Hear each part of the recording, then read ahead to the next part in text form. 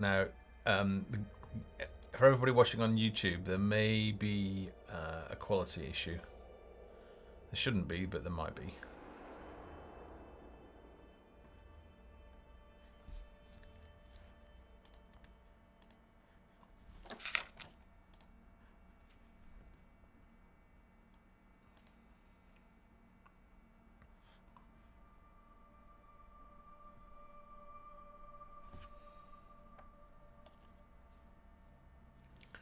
Hopefully everybody on Twitch is okay.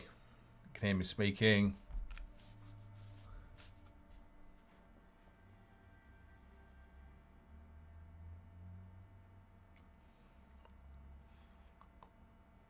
For everybody watching on YouTube, there may be a quality issue. There shouldn't be, but there might be.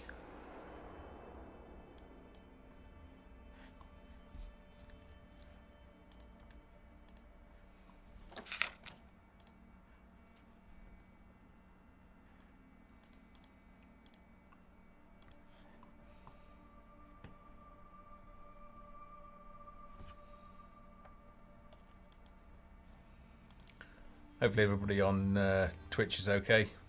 Can hear me speaking.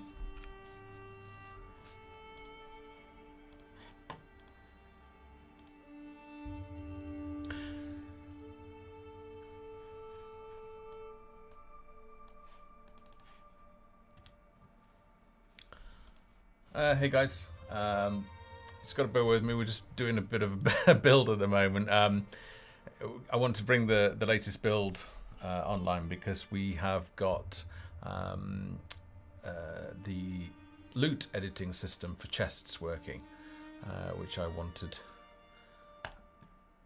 to share with you. So I just wanted to do a quick build, and fingers crossed everything works. If it doesn't, then we'll roll back to the previous version, which I've got sat elsewhere.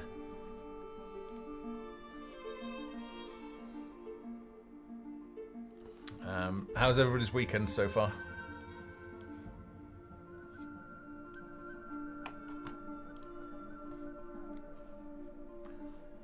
I think we've got most people in Twitch at the moment, but there are 7 watching on YouTube, although the delay seems to be quite high.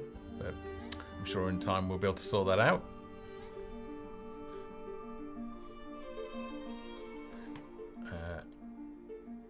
If you are watching on YouTube, then let us know how the stream quality is, what the video quality is like, what the audio quality is like. Hopefully it's on par with the Twitch. I'm sure there are some of you jumping between both.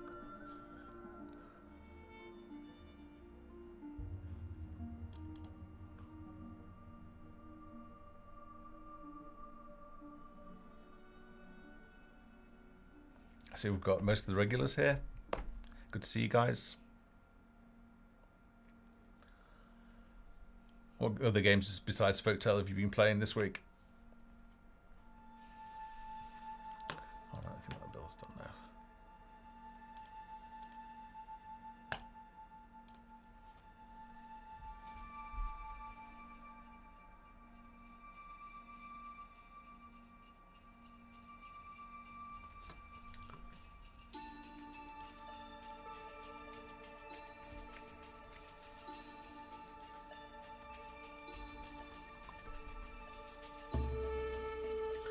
Aaron's actually in the hangout from the programming team. He's asking me if it's working yet, but now I'm streaming the actual build. He'll be able to see for himself.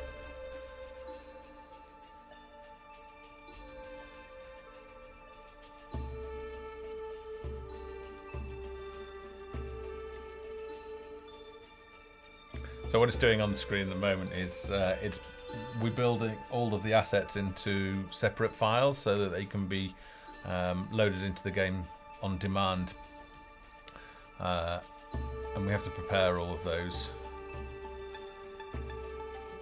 both for development versions and then for actual live production versions, and then we need to go and do the actual build.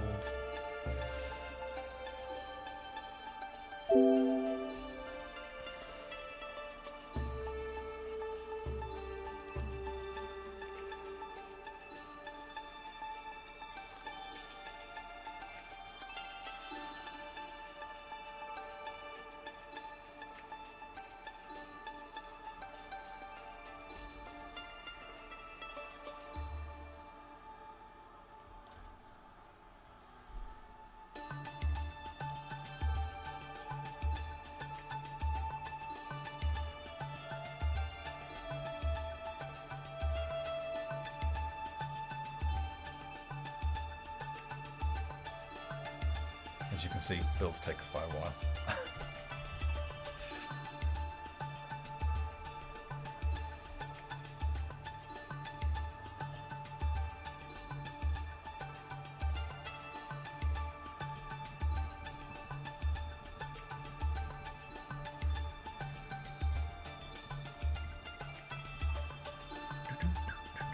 I think when I upload this video, I think I'll cut all this bit. So thanks for bearing with me, guys. What we're doing a build 2 minutes before go live. I mean, we did a build before, but unfortunately it wasn't working, so we've had to do another one. Plus, trying to deal with YouTube, it's just been a little bit too much in one go. Okay, good. It's saying that the YouTube stream is good quality now. It's saying it was bad before, so that's a good sign.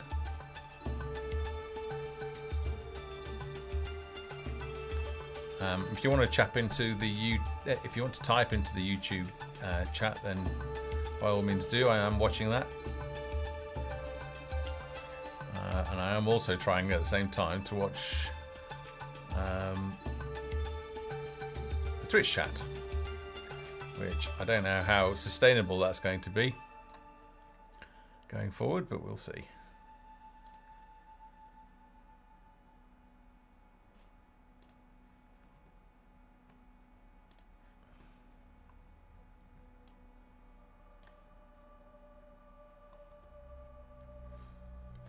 Okay, so while this is building, we've obviously got the 2 streams running, one on Twitch and one live on YouTube for the first time for us. As usual, we'll be giving away a Folktale key at some point during the stream. To win the chance to win that, you do need to be on the Twitch channel, which I will just try and see if it'll let me post a link in the YouTube chat. Let's have a look. Nope. Not even from the actual... Not even I can post links in YouTube chat. Brilliant. Okay, so it's twitch.tv/gamesfoundry if you want to enter the competition for the key. At the moment, we don't have the plugin software for YouTube. It's only for Twitch, so apologies to those folks watching on YouTube.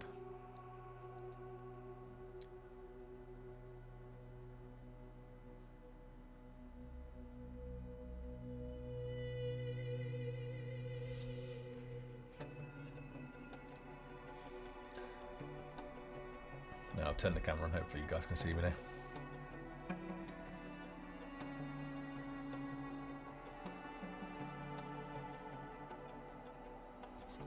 All right.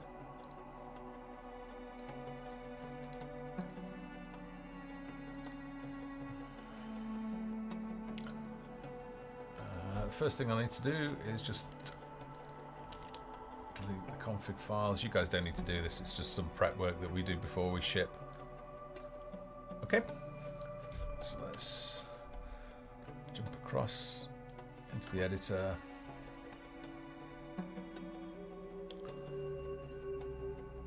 What's that?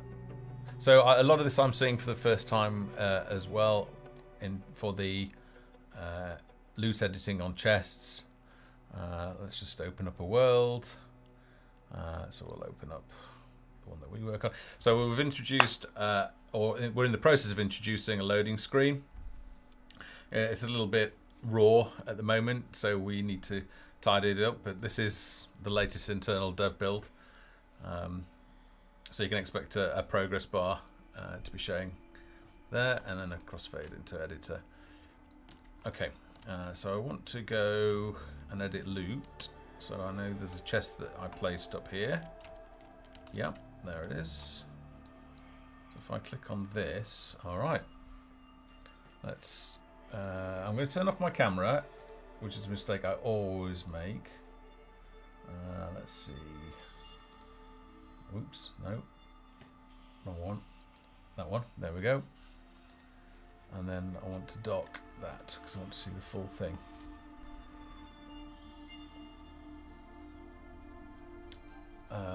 Right.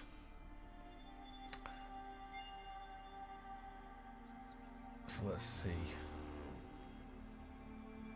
We've got so I know that it's based off probability. So what you can do is you can set the item that can be included in the loot and the probability of that item, and I believe the quantity, although I'm only seeing one at the moment. So blue items are just examples and will be randomly generated each game based on the loot profile. Yeah, okay, so it's similar to how we implemented it in the tutorial.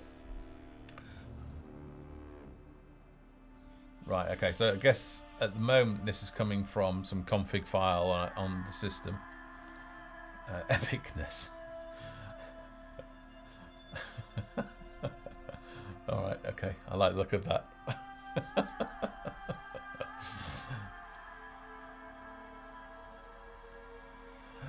Aaron, if you can like give us some tips via Skype, or actually yes, via Skype's fine. And then hopefully we can go through this. Okay, it's interesting. So for every loot profile, there must be some sort of epicness scale. What happens if we click add new? Nothing.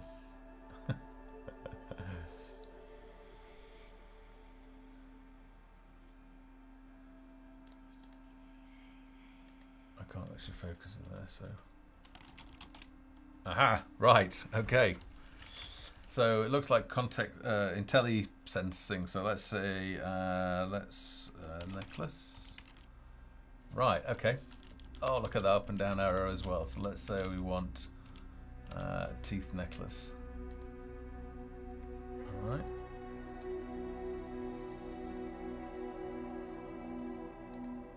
I don't quite know how to do that.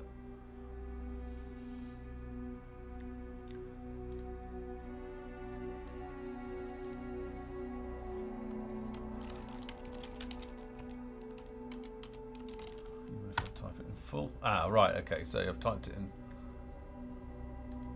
And then, okay, right, so now is that the probability or is that the quantity?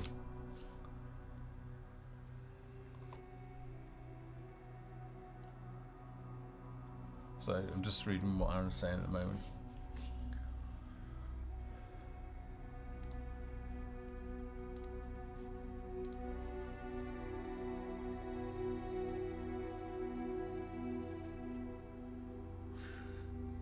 Tutorial is most definitely needed, Stonewood. It is my very first look at it, so, and it's probably work in progress. So by the time 0.2.9 comes out, they'll, you know, we'll have put all the information that everybody needs out there. It's probably only a partial implementation at this stage, so I wouldn't expect this necessarily to be the final UI.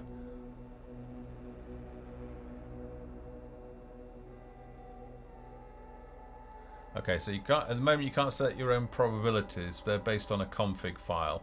So I guess you could edit the config file. All right. And then Aaron, I've got a question as well in terms of epicness. Talk me through epicness, as I'm pretty sure everybody's wanting to know what that's all about.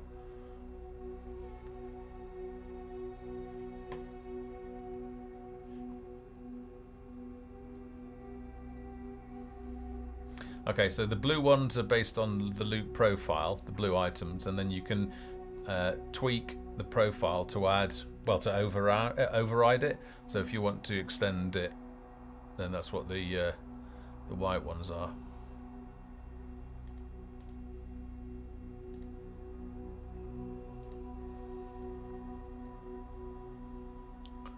So the epicness is just how good the loot will be.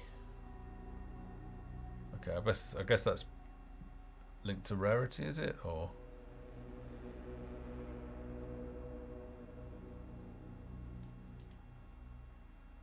let's try a different loot profile. Let's try Goblin. Okay, I guess it's not set up at the moment. Okay, so that just links food. It's probably a resource. Okay, so epicness is sort of linked to rarity. But you'll be able to set all these loot profiles up initially through a config file, possibly through a UI at a later point. I don't quite know.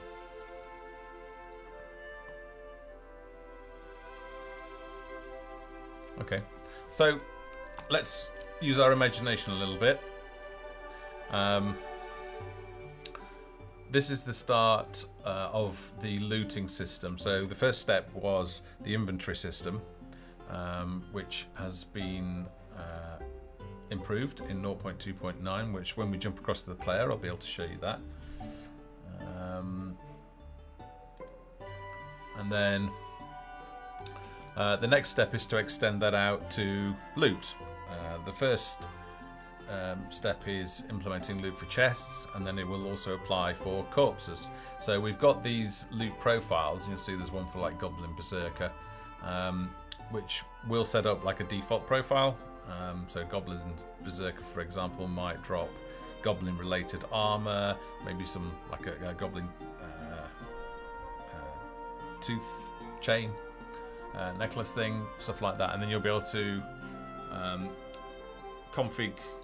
change the configs for those in the config files. So if you want to change up and really heavily customize that, you can do. Otherwise, you can just leave it based on what we set up as the defaults. And then for things like loot, I imagine that let's say you've got a quest that you're implementing, you want to put let's say the Gem of Rebooting in here.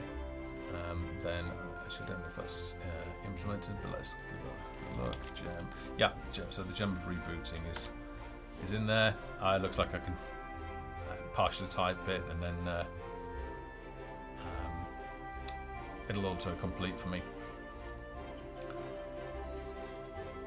I guess we need. Oh, we have got one for none. Right, brilliant. Okay, that's what I was looking for. So if you just want to set up a specific item of loot to be found in the chest that links to maybe a quest that you set up, then that's how you would do it. You'd set the profile to no profile, and then you'd add in the inventory item, or quest item in this case, that you wanted. I don't think you want any more than one in this case. Okay. So by the time we get to 0.2.9, that'll be implemented. And that should be another thing that you can go into your maps, for those that have been editing maps, and set up. Now, a couple of things, let me see while I bring these up. We've been listening to the community and going through, in this last couple of weeks, since 0.2.8, there's been some feedback on pieces that you guys wanted. So if we go through those now, just bear with me. So the first one, let's see. I think I need to turn that off. Yeah, I do. So the first one, I believe, was Nakia. And if I just go and grab this region, I think what she wanted in this case was sort of like a piece that did this. So that's going in there.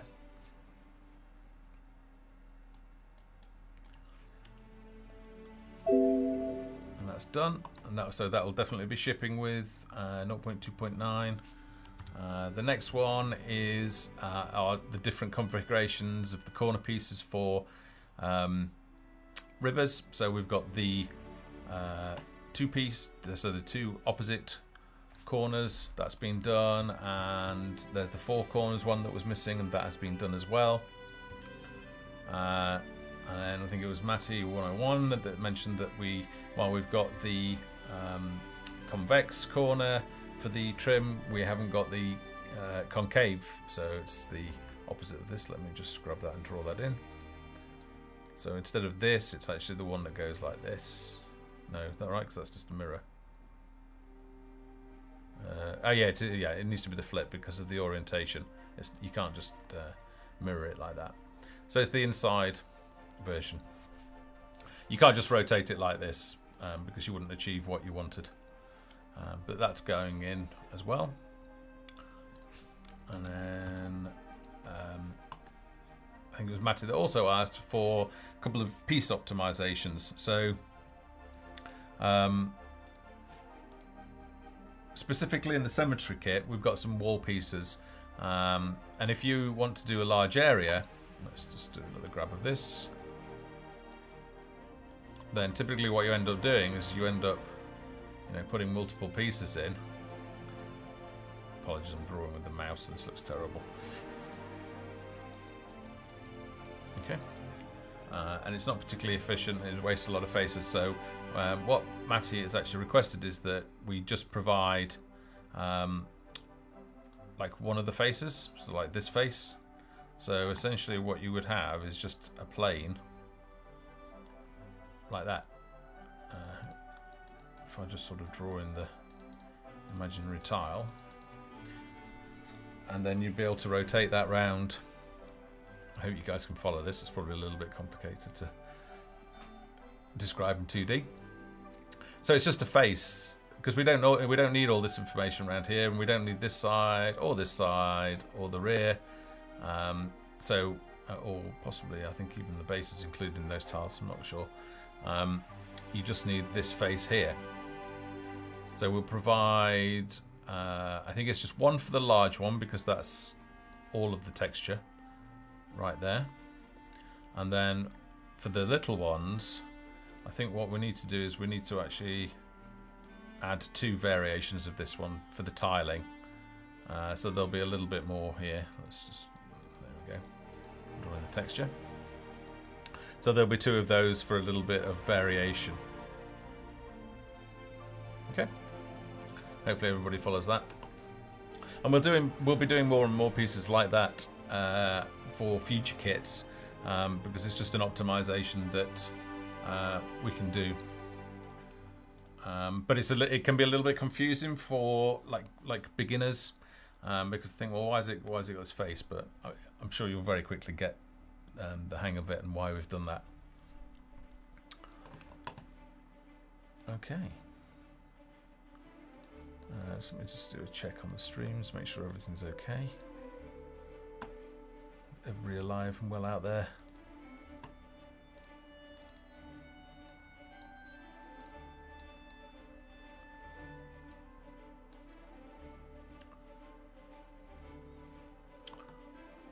Aaron, can you just give me a status on the streams to make sure they're all okay? Okay, so I'll carry on with this. Okay, so there are a few of the little pieces, and these are pieces that we put in specifically based on community requests.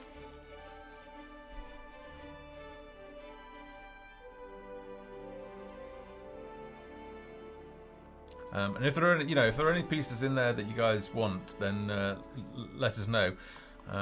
Generally, they're quite quick to implement, and if it helps you out in your maps designs, then chances are it'll help everybody else as well. Right. Let's jump back into the editor. Some other changes that have been made already. If I just open up Cliffs of Haven, which is LCID's community map.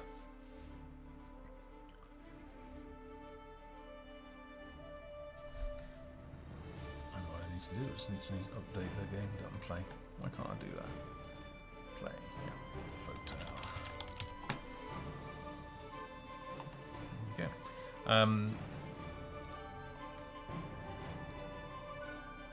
There we go. It's a nice, neat one.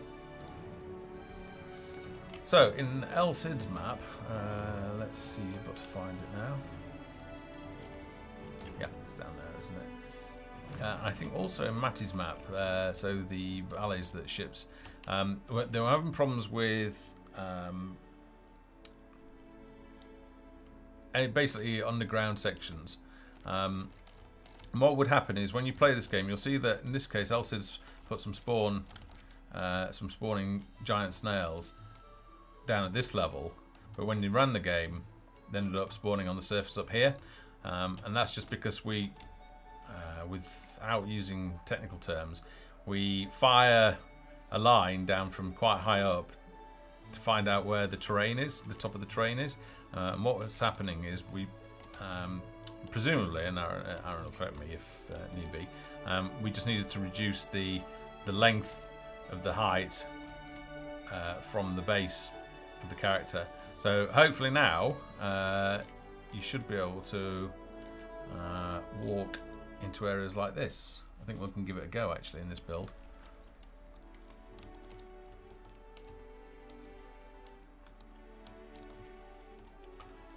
In fact, we can give it a build. Aaron, let me know if that's that expectation is correct, that we are now in this build going to be able to walk inside layers like this, or whether it's just the spawning of monsters that's corrected. So while he's waiting to watch that stream, let's see what else. We mentioned the kit pieces. Oh yes, right. Another thing that we wanted to discuss is the clarification over what spawned alive LEQ means.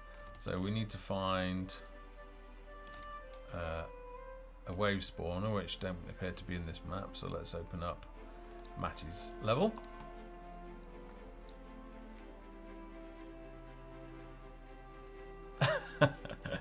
Okay, apparently I'm explaining everything wrong on the nav mesh.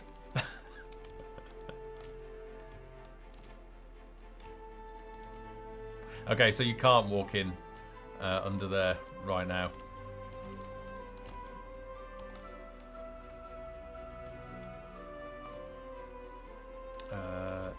Right, wave spawning.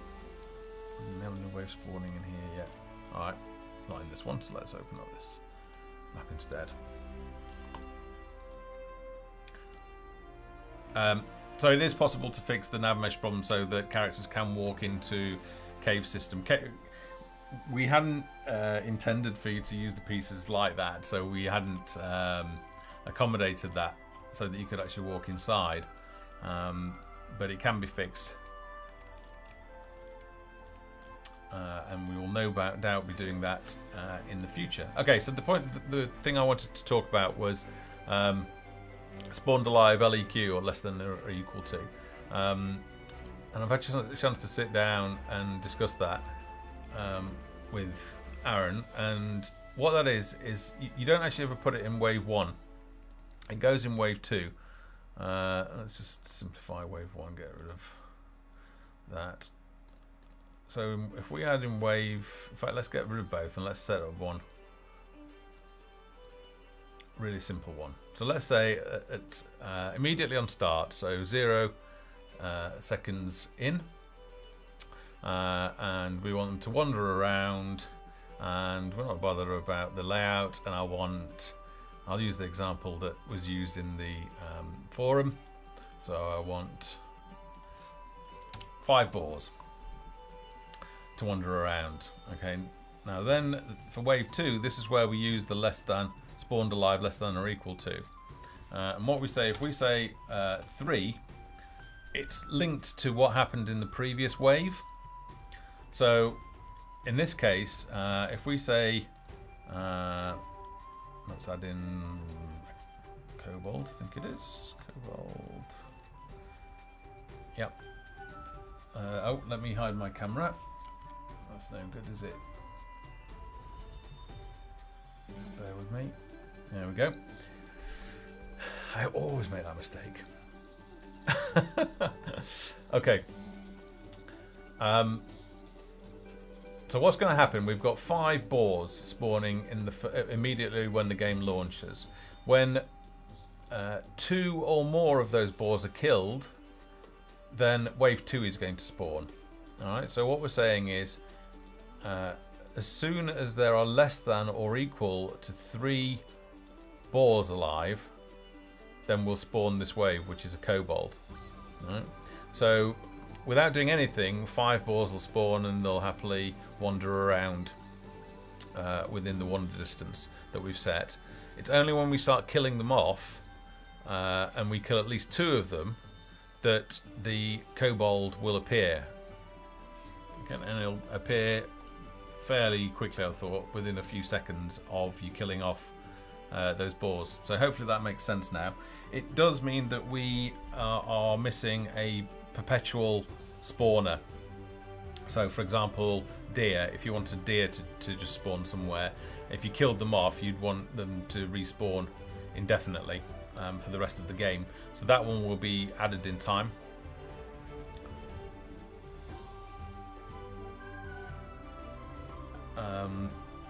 Okay, now the stream's settled down, I can start answering questions in community as well. So,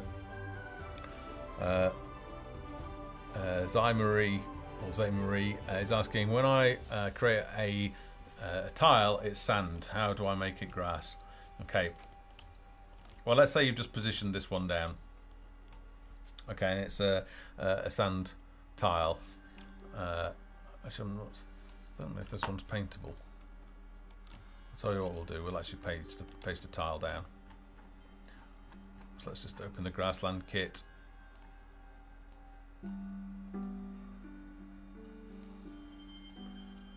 And what we want is that one there. So we've spawned a tile and it's sand. So how do I go about painting it? Well, the first thing you want to do is you want to lock the terrain, which means you can't select terrain tiles. Oh, that's the decal it's choosing. That's not actually tiles, so that's fine. All right, and the next thing you want to do is go up to the paint tile. This is all explained, by the way, in the guide that's available on the website. Go to www.gamesfoundry.com/game guide. Halffox has just linked it in the Twitch chat. And then you can leave on smooth corners if you want. Set the size to 1, and then holding down. Now then, let me remember which key this is. U key. You can. Oh, that's not firing right. Okay. Why is that doing that? That's not right. That's probably confused because it's over the top. Oh, because I'm painting sand. Right. Ah, that's interesting. We've got an issue there. Fox, if you want to look into that. Hey, Owen. I'll tell you what I'm going to do. Let's move it somewhere where this is probably not the best. Let's start with a new scene.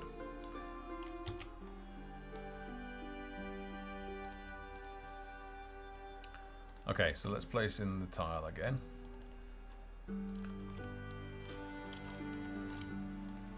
And then lock. Always lock. Oh, well, I'd always lock. Holding down the U key, I can then click. And then if you hold down the mouse button, you can actually drag it around and it'll paint. So if I choose a different texture, if I hold down the U key, just drag my mouse over it, it can paint. If you want more precise control, let's just duplicate this up to lock that again. If you want more precise control, you can turn off smooth corners, and then again holding down the U key, and you can actually specify where you want paint to be if you want some harder edges. Okay. As I say, it's all covered in the game guide. If you work your way through there, it'll be under the paint tool.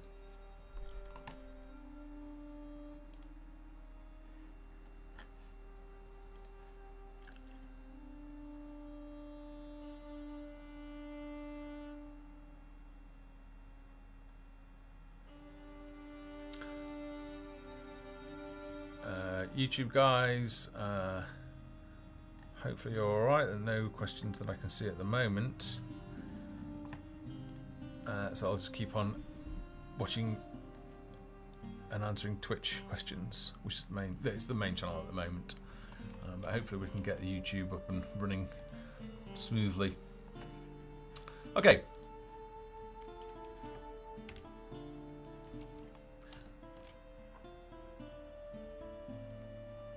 So let's see, I've done the spawned live, I've done the loot system.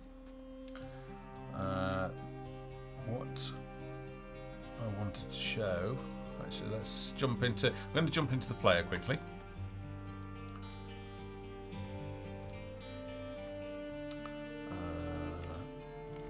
Just bear with me a second.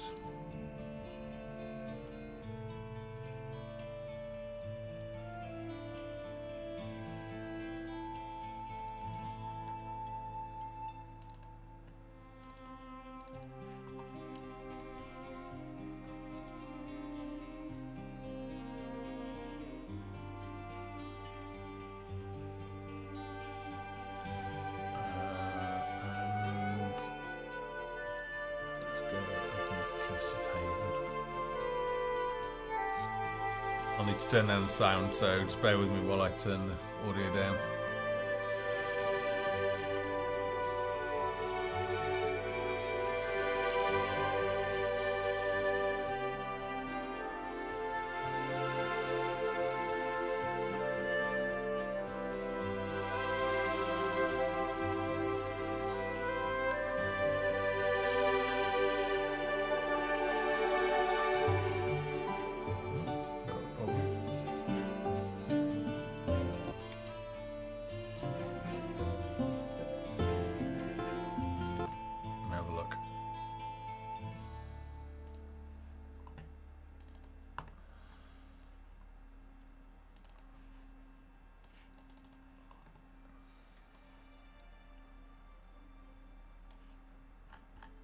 Okay, it appears we're getting some exceptions with that, so perhaps I won't be able to do that with this build.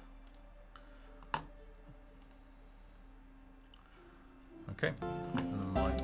That's good. Seems to be a problem with that. That's what you get for doing a build 2 minutes into going live.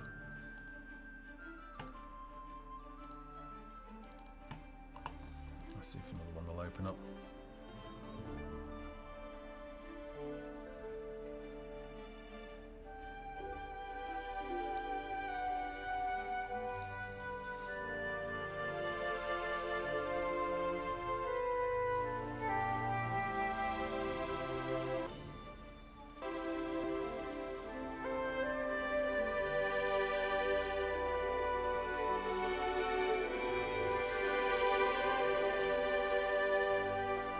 It looks like we've got a problem with this build, so I'll have to resort to the previous build.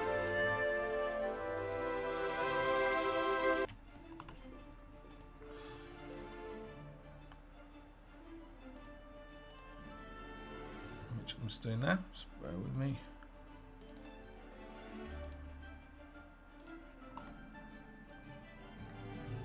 Okay.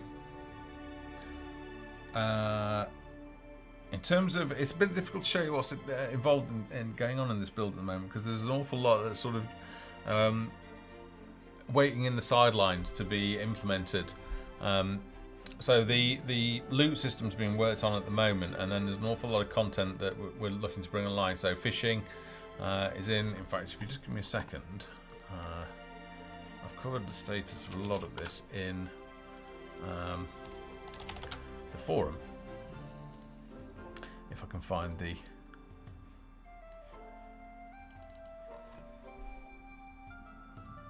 let's see.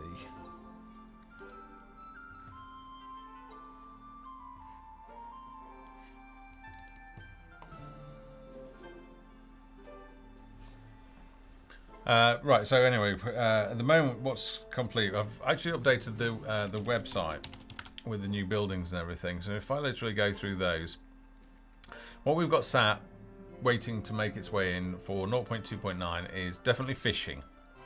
Alright, so, and the, if I just bring that across and go,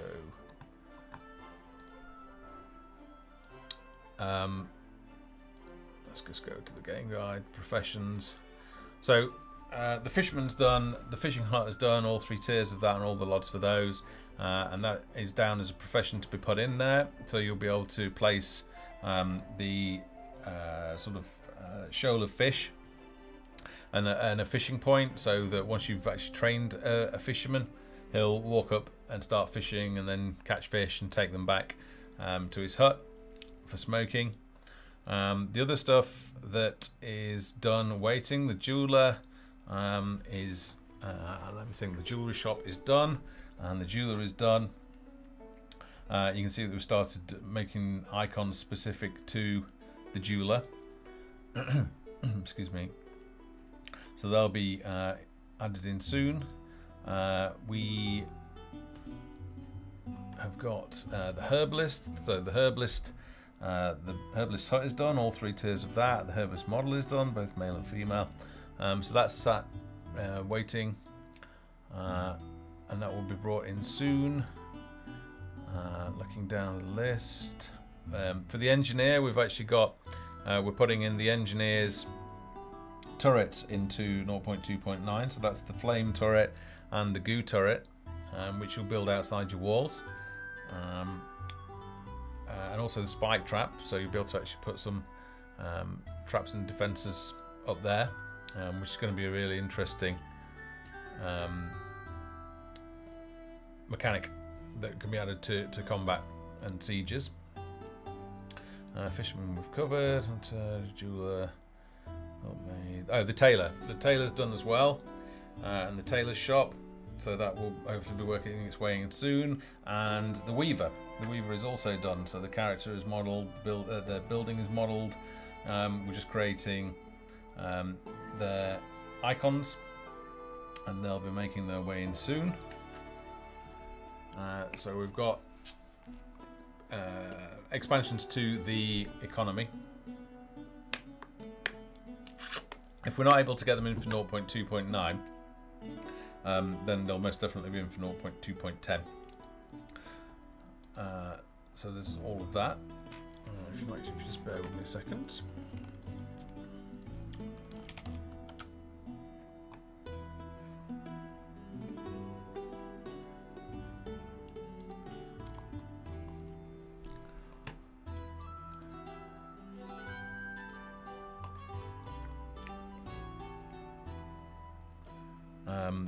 Also going in 0.2.9 is the ability to delete wall sections. So if you're like me, quite often when you're building your walls, you might misplace one, and at the moment you can't delete sections, so that's going into 0.2.9, which will definitely help. And also combined with that is that we've got at the moment what's in game is tier 3 walls, so the full stone walls. We've actually got tier 1 that is implemented. It's just waiting for a couple of minor changes to the asset, just to change some pivots. So you'll be able to actually start by building wooden palisades, and then you'll be able to build the stone walls. And the wooden palisades obviously look completely different.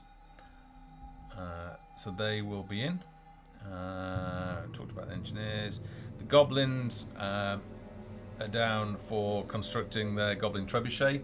So rather than just spawning on the beach and coming and charging at your walls, they'll also be constructing trebuchet that your trebuchets will need to take out.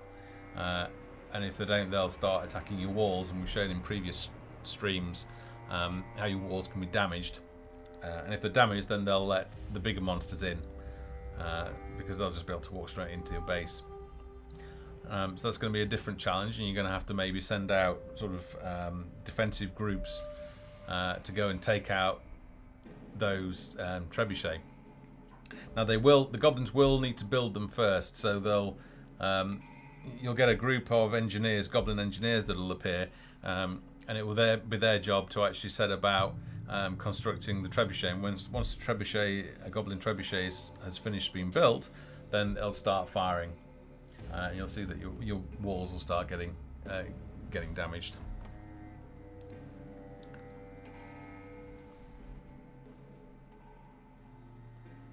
Naki's asking, will we be able to build over wooden walls? And the answer to that is that you'll have to upgrade them. I imagine it's part and parcel of the ability to delete wall sections as well, because the code will need to delete the old walls and put the new walls up. So it's tied in together, presumably. Let me just see. Let me catch up with chat and check on YouTube, guys. See how you're doing.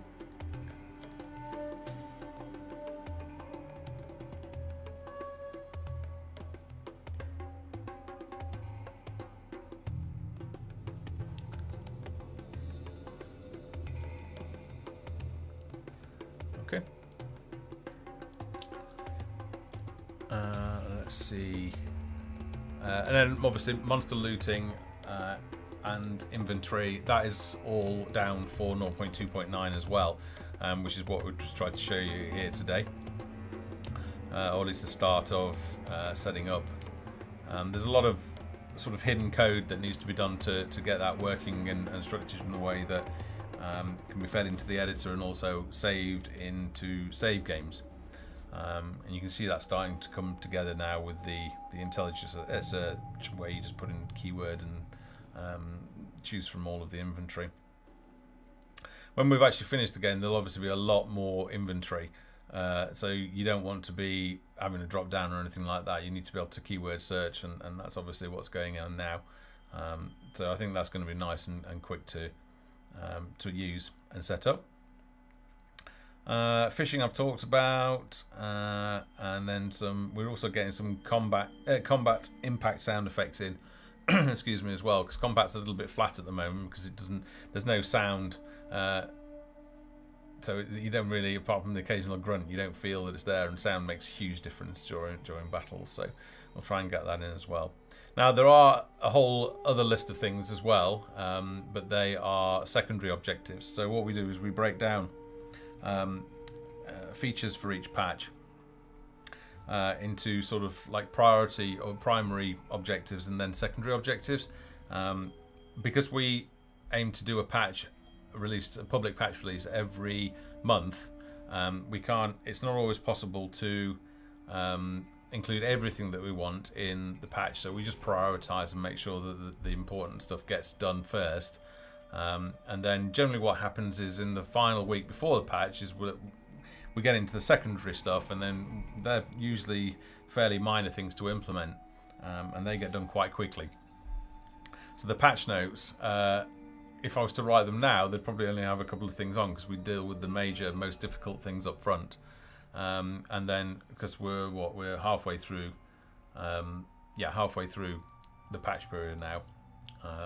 So you've got a couple of sort of high-level difficult things listed, and then, but literally when we come to patch launch day for 0.2.9, you know, we'll have done a load more things that we'll add into there. So that's just the way it is, and why I can't necessarily show you too much at this point in time in the current build, because most of it's going on in sort of config files, which isn't particularly interesting to look at, but at least we've been able to show a little bit of how you'll be able to set that up in your maps using the editor. So I'm looking forward to playing with that. Okay. And then anything that we don't accomplish in that patch gets carried over to the next patch. So 0.2.10 we'll have anything that we haven't finished in the previous patch, plus the stuff that we'd also allocated to that patch. So that's how we work in terms of features and what goes into them.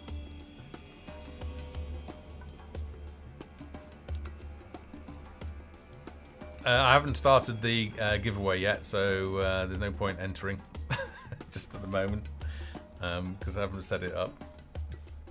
But when I do, I shall announce it, and then the winner will receive a Steam key for Folktale that I'll deliver to the Twitch account right after the show. We've done 2 so far, but I'm not doing that just now. I've not been streaming in an hour yet, and it's it's been sketchy at best so far. I really apologise for this week's stream. I've just tried to achieve too much in too short a time. Right. Next thing. Let's see. Oh, just while we're on the website, I've also just pushed.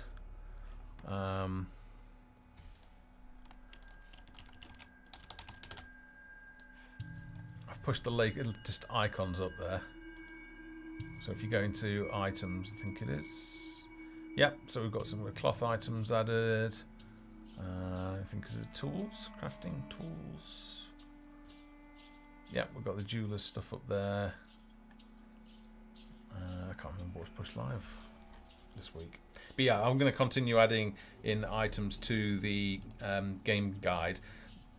Somebody asked in the forum if the icons that we've got on the website are all that we'll have for launch. No, absolutely not. You know, we're going to be adding more and more icons every week, and by the time we launch, then we should have quite a few inventory items that you can set up and play with that will keep you going for many hours. All right, so it's just what we've got so far that we've pushed into the game. Okay.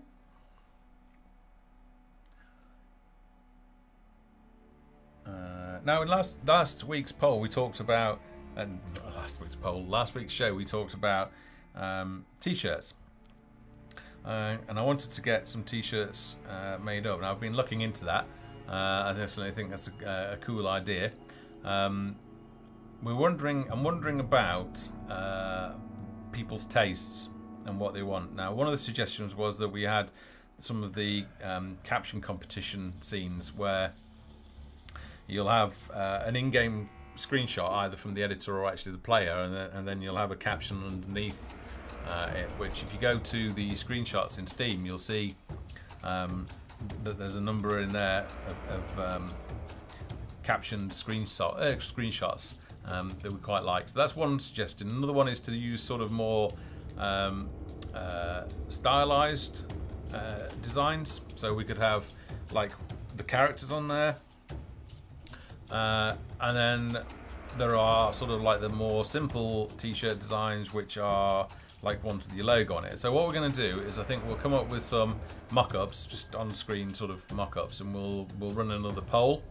So using the same system like we did for the spring satisfaction survey, I think we'll use that system not only to get people's opinions on which designs people find the most appealing, but also check your sizes as well. Now it's all anonymous, but it just gives us an indication of size distribution. So if we do order any t-shirts, we know roughly how many of each type to order.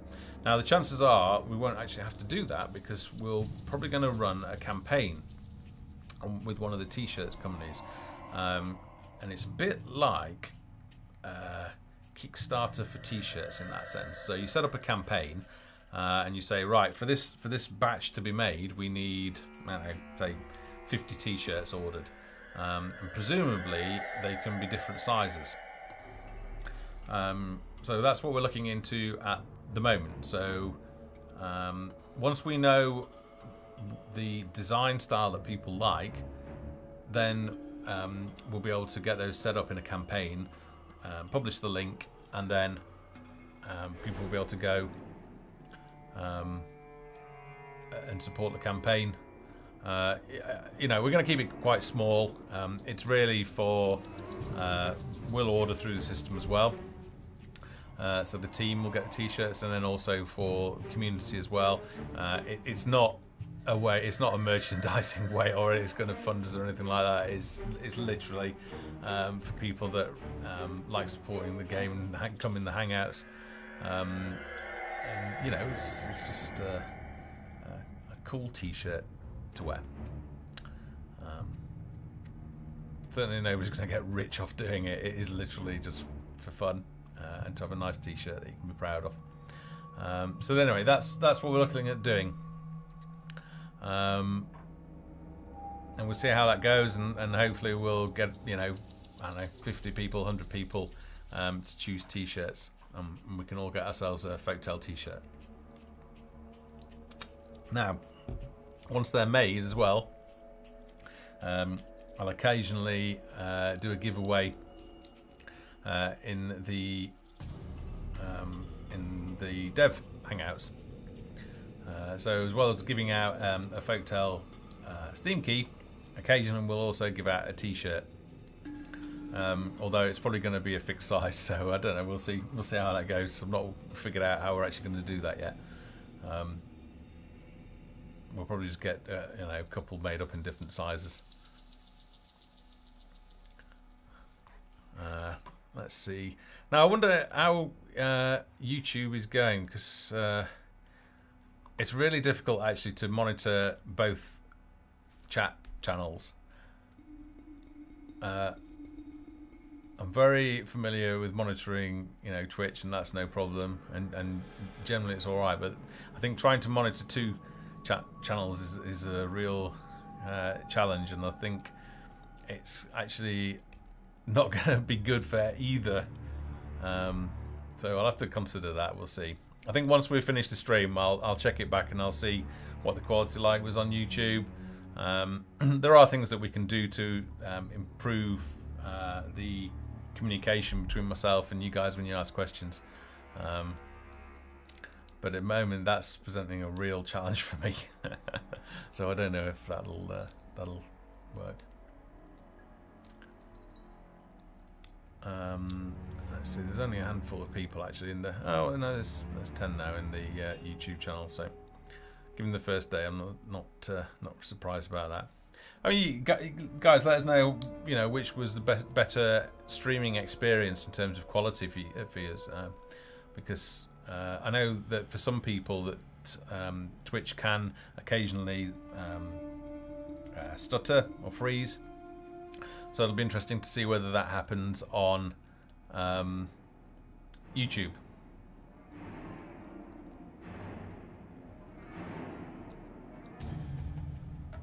Okay, I think the next thing we'll do is, because there's not so much to show in this patch, and I didn't want to do a level design. And I was kind of hoping that a member of the community would put forward one of their levels to design, to play through, but we've announced that probably a little bit too late. So what we'll do is, I thought we'd go through the suggestions section of the forum and go through what's been suggested this week, and maybe we can talk through those, and maybe you guys can get some insight how we think and which features we're more likely to consider. Or I can play through the original tutorial, which we've never done. We've never done, I don't think, a developer's run through of the original tutorial, which could be fun.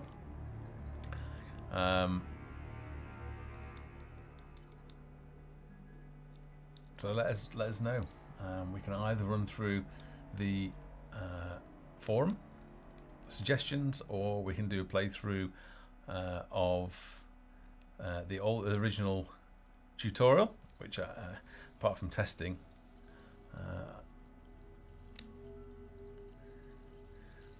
okay, we're getting a few votes for the tutorial.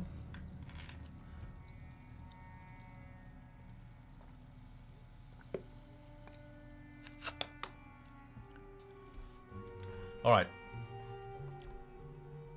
let's do that. Let me fire up Steam. What a surprise. Steam update. I swear it's like daily.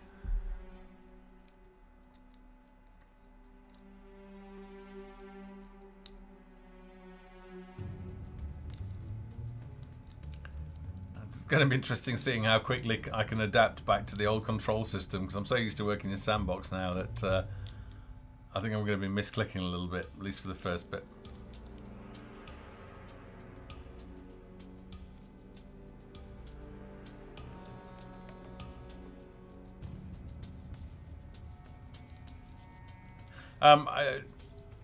Stratigo Atreides, I can't show you the Fisherman's Hut at the moment because it's up in Trello, and I have to download it and import it into Unity, and then assign all the textures and everything like that. So hopefully I'll be able to show it next week. Just need a bit of prep time on that to be able to show that.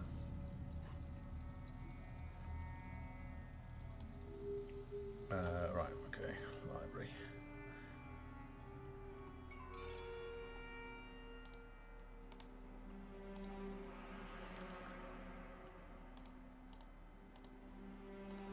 Let's go back to the public build.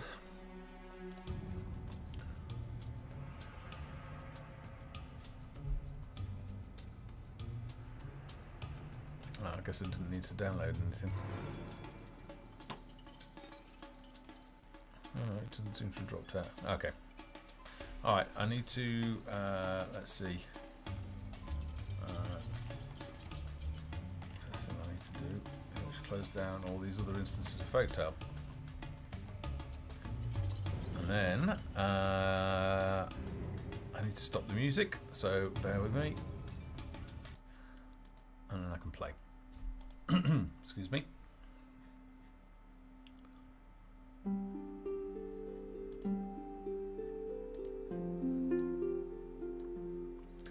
Hopefully that audio volume's okay.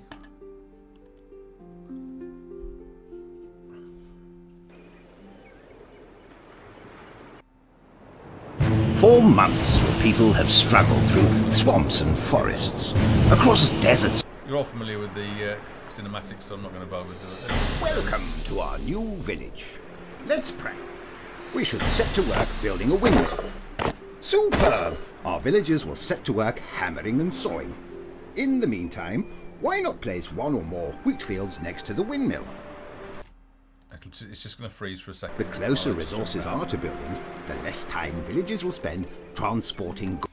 Just bear with me, sorry. And the more productive they can be. Now I can see what people are typing while I'm playing. New building options are available. Our windmill is ready.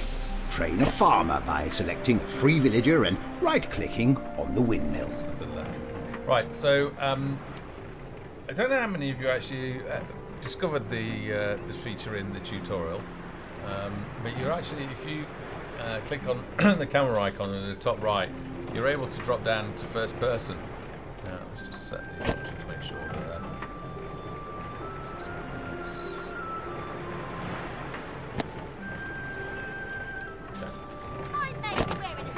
on my way. Great! You've just trained your first specialist. The farmer will tend to the fields, planting seeds and harvesting wheat before delivering it to the windmill to be milled into flour. Your villagers will then be able to buy flour from the storehouse to make. Let's get to work. That's the soundtrack. Is the music like really, the audio really loud for you guys?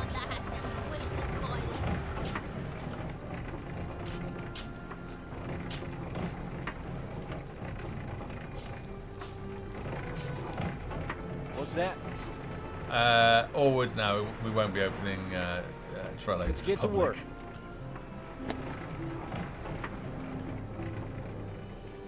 Right. Woodcutter's hut, so if I want to jump there, I can just click on the magnifying glass next to it, so I can find where it's suggesting.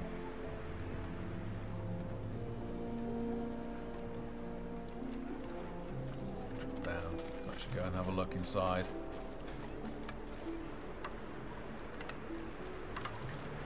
One of my favourite places. If I hold down shift as well, you can run a lot quicker. Probably need to get him out of the way. What now? Huh? Ta-ta! Because I love going inside the tavern. New building options are available. Good! Now select one of our folks and send them to the Woodcutter's Lodge for training. So what I want to try is see what the Oculus Rift is like when you're down in this view.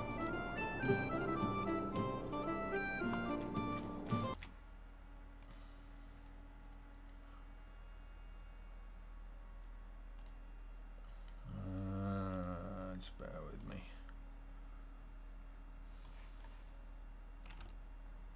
It'll freeze for the time being.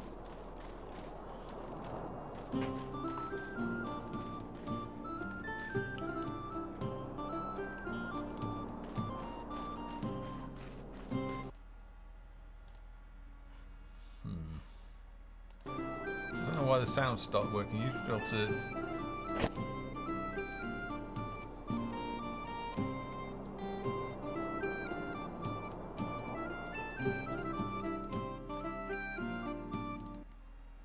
Alright, well, off's as good as. If we're going to do that, let's start up the soundtrack. Alright, that's better. Hopefully now you can hear me. Where were we? Right. Need to train a log cutter. Log cutter or wood cutter? Even. Right. Oh, you remember that? That brings back memories. Not being able to train female peasants. God, we got some stick for that, didn't we? Thankfully now, all the female professions are being modelled at the same time. I've said before, it's just because we hadn't modelled them for release. But in Sandbox, females can do everything that the men can.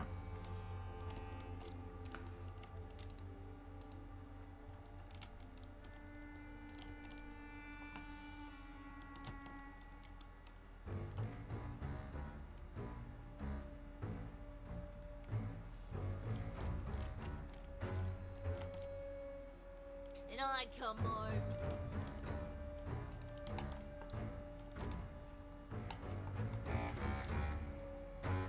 Okay, so I need to build an Isle smelt next.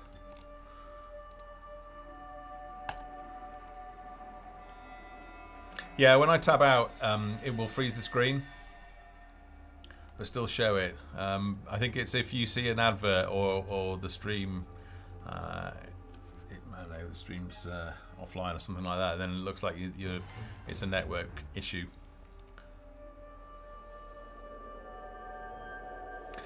Tommy Holmes is asking, will the resource capturing see a return? Yes, it will.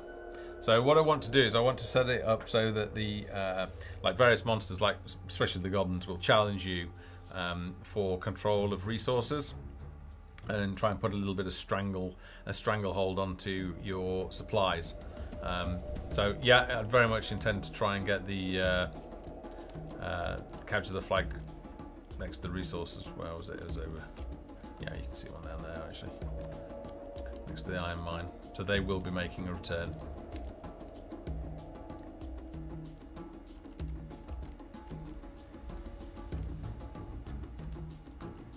Oops, left click on this one, isn't it? Let's drop down.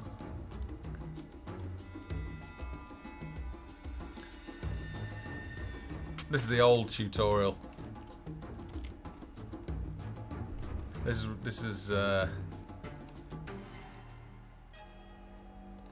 don't want that. Okay, so I need to loot. Oh, another thing that we'll put in as well, I wanted to put in is proximity looting. So see in the old tutorial, actually you go and capture that. What I had to do is click on every single corpse to get the items. Now what is being worked on for 0.2.9 is looting that you just saw there. But rather than having to click on every single monster, you just have to click on one, and then it will work out what corpses are in the proximity and combine all that loot into one display. Alright, so next I need to build the stonecutter. I mean, I'll just point out, this is the old tutorial. This is like a year and a half ago. Since then the game has completely changed and gone, you know, been developed as a sandbox. We're playing this to look at, you know, sort of what the original vision was, and also what we're going to be retaining in Sandbox, but and also where we have diverged from the original tutorial. So I remember one thing, that it was so sort of scripted and controlled. You know, we wanted you to build a Stonecutter's Lodge. It was a tutorial after all, but we wanted you to build, you know, the Stonecutter's Lodge in this position. You could only build in positions that we defined. So obviously now in Sandbox it's completely free build as well. If you remember if you ever watched the Sandbox Vision presentation video that we released in June of last year, it's a very good high-level outline of the plan, and we've literally stuck to that plan. There's been very little deviation from that plan. You know, the initial steps were to develop the Sandbox Foundation, which was done. You know, we released the editor and we're continuing to build that out, and the game is now playable, and everything that still remains the plan and the vision. So if you want to know where the game's heading, you just look at that video. So that's the master plan. All right, so we wanted to train. Go and look up this in here as well if I can. You probably need to go away. Can I get up there? Yeah. Can actually squeeze in here. And these interiors will be hoping to put into Sandbox, but you'll go in through portals, and then you'll go a little bit of a TARDIS effect. So obviously that space there is minuscule, and to be able to have any sort of meaningful interaction with the interior of the building and the characters in the building, you need a little bit more space and maneuver than that. So we'll be doing a little bit of a TARDIS effect. Right, anyway. Yeah, it's probably a while since a lot of us have played through the tutorial. And then the final part, oops. So used to right-clicking. So that was another big change that we made. There were a lot of sort of feedback saying about the difference between left-click and right-click and RTS conventions. The reason why we did it the way we did it, just near the goblins. So that's the raiding party. This guy is going to the well.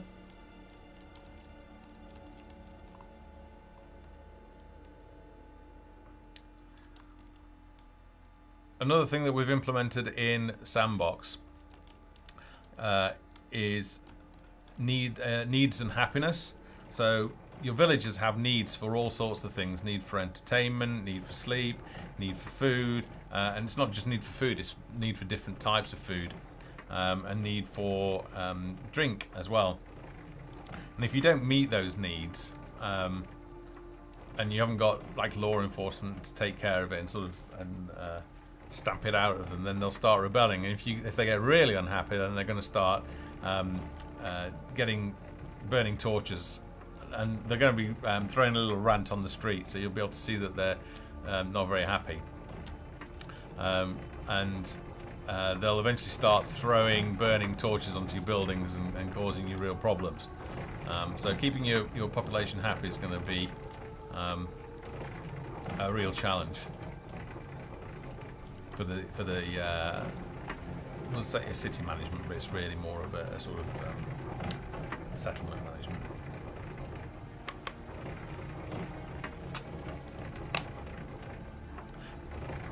That's something else we've been working on this week. I should have just looked in the weekly task assignments.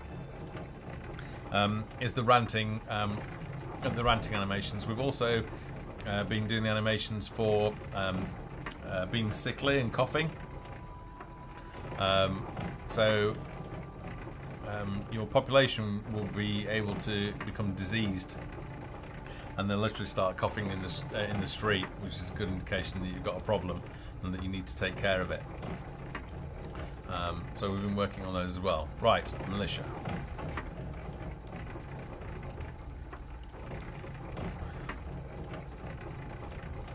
So I'm actually going to make this a bit of a challenge. I'm actually going to do this game with... I'm going to try with 2.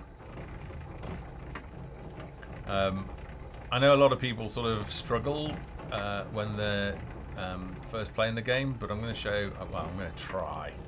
This could be a silly, silly mistake, but I'm going to give it a go.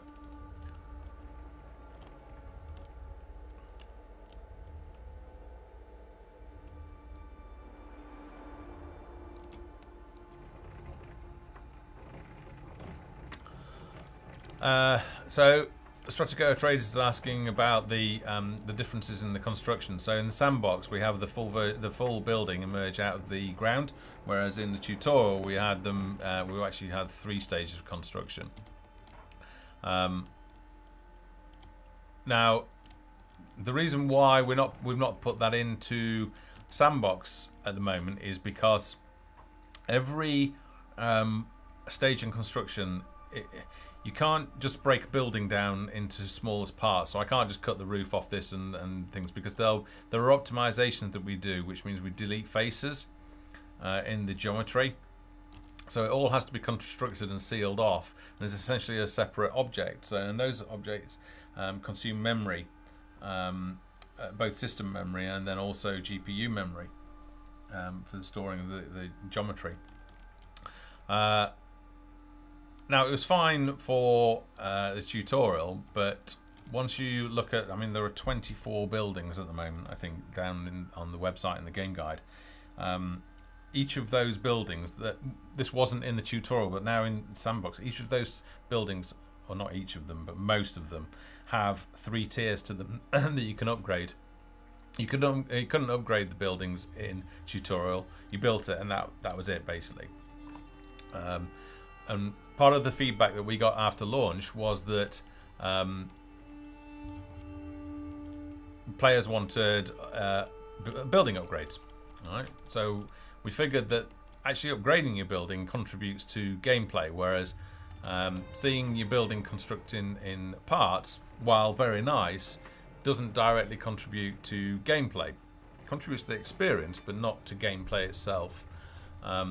So what we've done is we've said, right, let's get all the buildings in there and all of the professions in there, because bearing in mind the sandbox economy is much more diverse than the limited sort of snapshot economy that we had in the tutorial.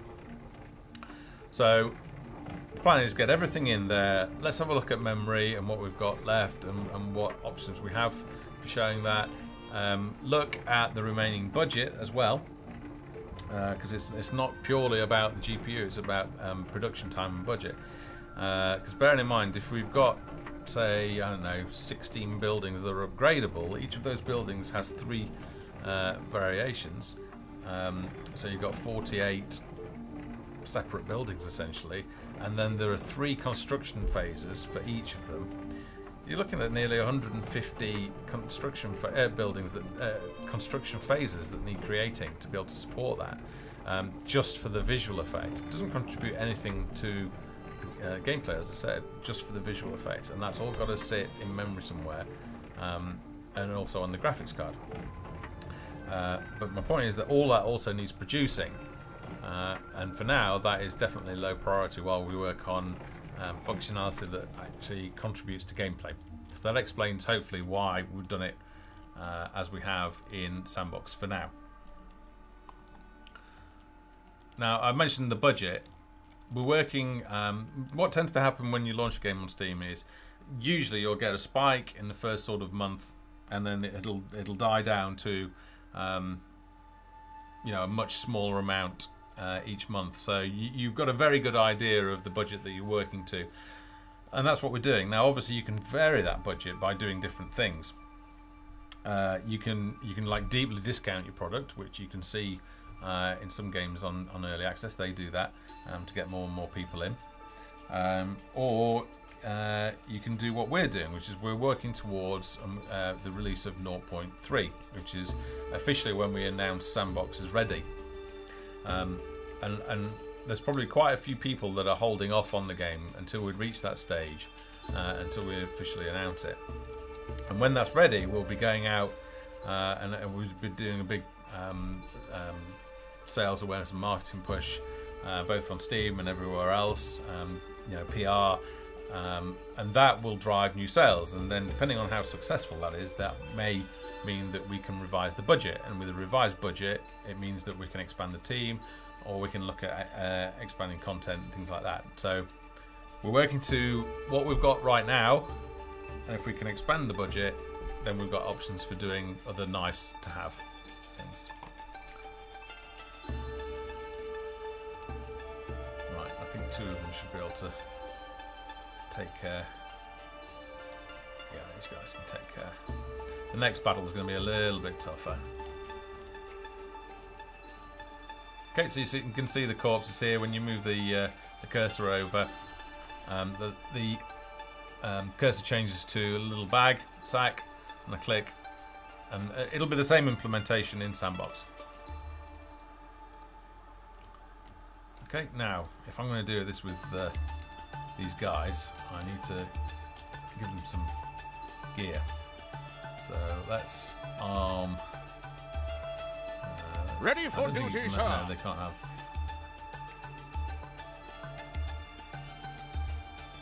Can they have shields? I can't remember. No, no belt. They can't see. These guys I think can have club. Yeah.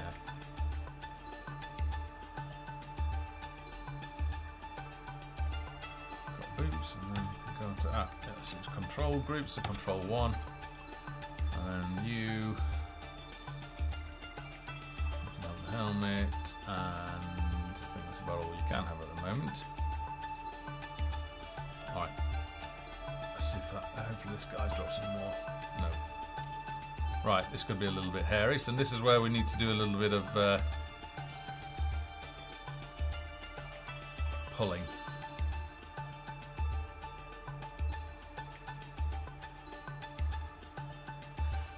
Tommy Holmes is asking, will the icons above resources be back in the next patch? Not necessarily in the next patch, but they will be coming back into the game, into Sandbox, at some point in the future. Right, these guys, right, pull back. And let's have the combat on our own terms.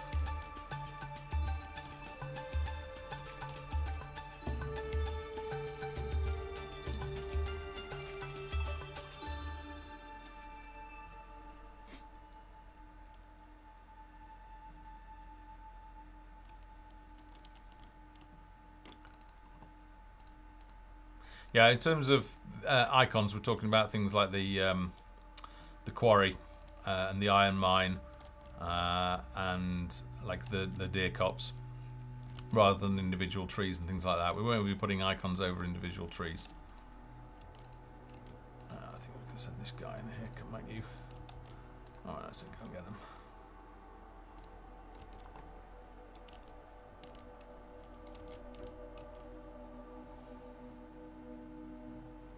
So when they level up, their health goes up as well. Any loot? Not that's usable there. Leather tunic, that's usable. So all the time improving our stats. So our defense stat. Alright, let's grab there. Hopefully there'll be something in that chest. So you see that the animation plays when you go to loot the chest. That's not currently in Sandbox, I don't think, but that'll be in. It's the same chest, so similar mechanisms there. Now you'll see here that we're starting to walk into a bit of a sort of like what we call wastelands thing. It's really we're moving from, you know, the nice village, green village, which is what the grasslands kit is in the Sandbox at the moment. And then the next step is we'll start implementing different zone. So we'll actually be doing the swamp next, but it's not like the swamp that's in the tutorial. It's going to be far more swampy than what you expect. Anyway, on with this. Now what I'm going to do is I'm going to go and grab the knight. Spoiler alert coming up if you haven't found this guy. So the knight's actually really effective, and he's got some good crowd control skills. He's just over here. Now this is another example. What we did in the tutorial is we crammed as much flavour into the tutorial to communicate the feel of the final game. And in Sandbox, what we'll be doing is we'll be taking each of these zones and rolling that out as separate kits into the editor. So then what you'll do is you'll initially, you'll start with your grassland map, and then you might go and design a level in using the swamp kit, and then you might go and design a level in the desert, and all of those levels will have their own sort of biomes and creatures and plants and props that are designed to go together, and have you know, we've already been working on all of the music for all of these zones. And there's concepts for the desert zone. A lot of the concepts are already done, but because the desert is not going to be implemented for a while, we've not actually got around to modelling those yet.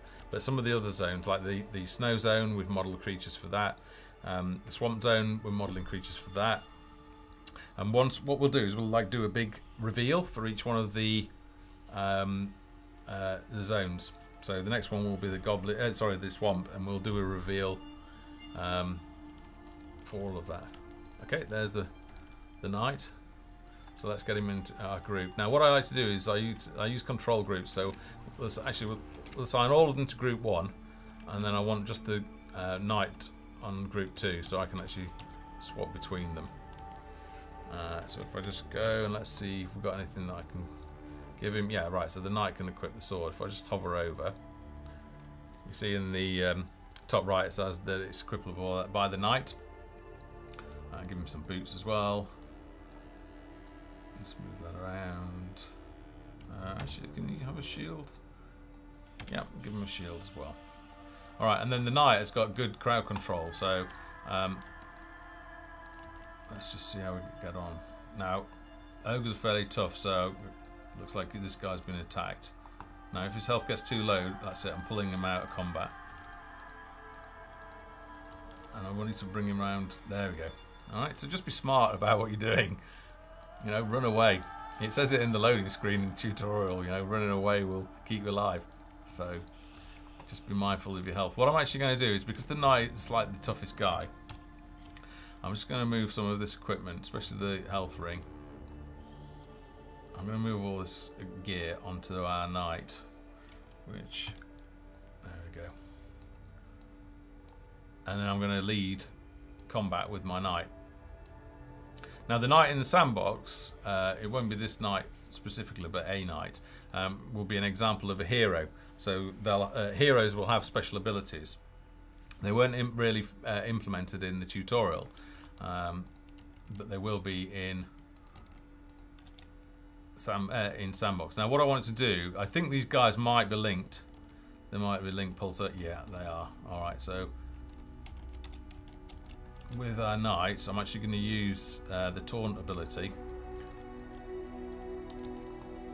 And then just keep an eye on the knight.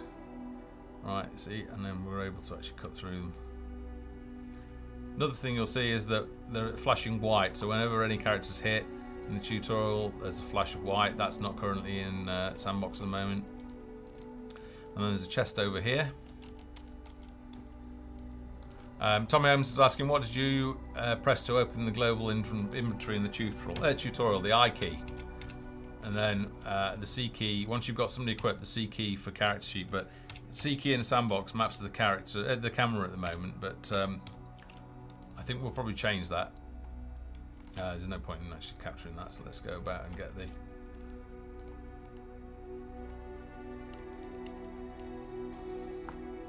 Right, okay, he's got a better weapon, so let's give you that weapon. Nothing else usable by them at the moment. Alright, let's go and meet Foundry.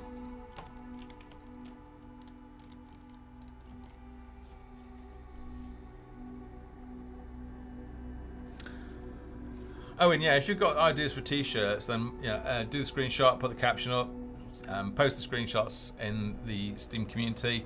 We'll have a look at them, and then like the funniest ones we'll look to maybe get made into t-shirts. We can see our guys on the minimap approaching, so we'll get a little cinematic. I'm going to skip the cinematics because we don't really want to watch those.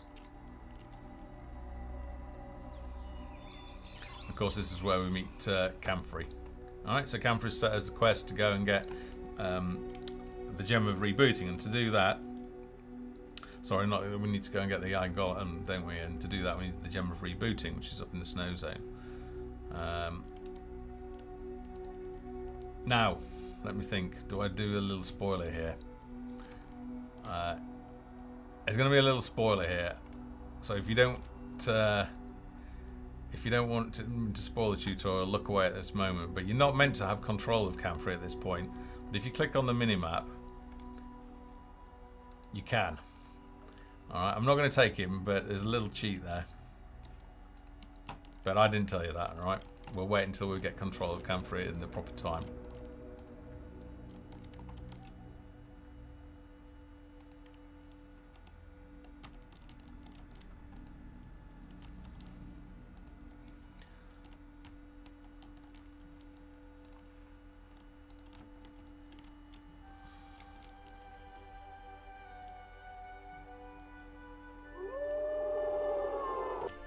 Monastery of the Mangy Wolf.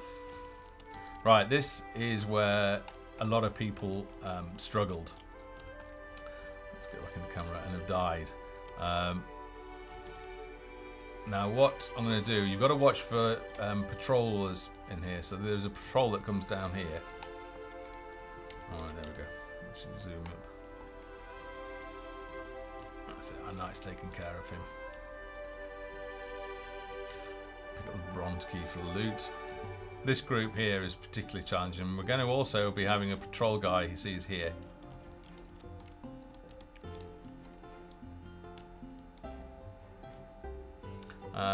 Outlaw Albino guy's asking, can you discuss how different maps will connect? Okay, so for the tutorial, we obviously crammed in all of the maps into one, well, all of the zones into one map. So I'm just leading them away from the others, make sure they don't pull together. You will essentially create connectors, so you will drop a portal in. So it might be like a path that goes to the edge of your map, and then you'll put a portal in and you'll say this one links to this map, this other map that you choose. And then in the game, once you walk up to that portal, if you go into that portal, you'll only be able to take heroes to other maps outside of your city map. So you'll have defined your party of adventurers. So in the tutorial, in the tavern, you might have unlocked multiple heroes at that point, and you want to take your heroes. So you choose your heroes, and then you'll go in and go in to explore the new map. So we'll then load up the map. So let's say you go into the Goblin Swamp from your grasslands. You'll take your adventures, and then you'll go and explore and do all the quests that are in that particular swamp map. And then within the swamp map, you might maybe find a cave, and there'll be another portal in the cave, and you go into that, and then that might load into an underground cavern sort of map. Alright, so it's literally, if you've ever played, say, Dungeon Siege, did that do it that way? I think they did do it that way. Dungeon Siege 3. So each of the maps that you create will be themed. It won't be like the tutorial where you're cramming all different sorts of terrain types into one map. There are problems with that, and when we initially launched, we had some memory-related problems with the tutorial because we just crammed so much in that we were right on the verge of what 32-bit machines could handle. We're making sure that that doesn't happen for Sandbox, so we're putting a constraint on the amount of assets that you can put in one map, any one map. And the way it's been created is that one map in Sandbox should be themed as one biome. So if you want to create a grassland scene, you use the grasslands assets. If you want to create a lava location, make all of that level the lava level. Now, to support that, we'll obviously need to make sure that every map can be resized down. So you might not want to make an underground lava cavern the same size as what the grasslands kit is at the moment. So that's work that we've got to do to be able to actually reduce down and have custom map sizes. So just sending in my knight again, I'll pull him back, and then let's actually focus fire, keeping our eye on health all the time, and then see we're actually going through them nice and quickly. I don't think these guys actually drop any useful loot other than bronze keys, which you can use for open chests. Alright. Again, if we come up here, we've got 3 more. Watch out for patrols again. We've got these guys, so don't just rush in there. Keep an eye on what's going off. I think what we're going to have to do for Sandbox is, much like how these guys were implemented, you want to be able to set up a patrol route, so it'll be linked into the spawn system somehow, so that rather than just wandering randomly, you can actually have them patrol a certain location. Right, so again, we'll get our tank. Tank's got all the best gear, and then we'll pull him back. I could probably have foiled him up there actually, but, and then again, let's focus fire. Pushing the health of my knight.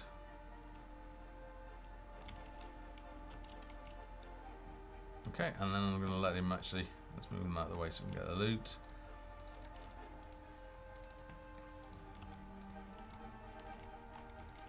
And these guys should be fairly easy to take out. I'm just letting that knight heal up. I don't think we've got any extra loot at this stage, have we? No.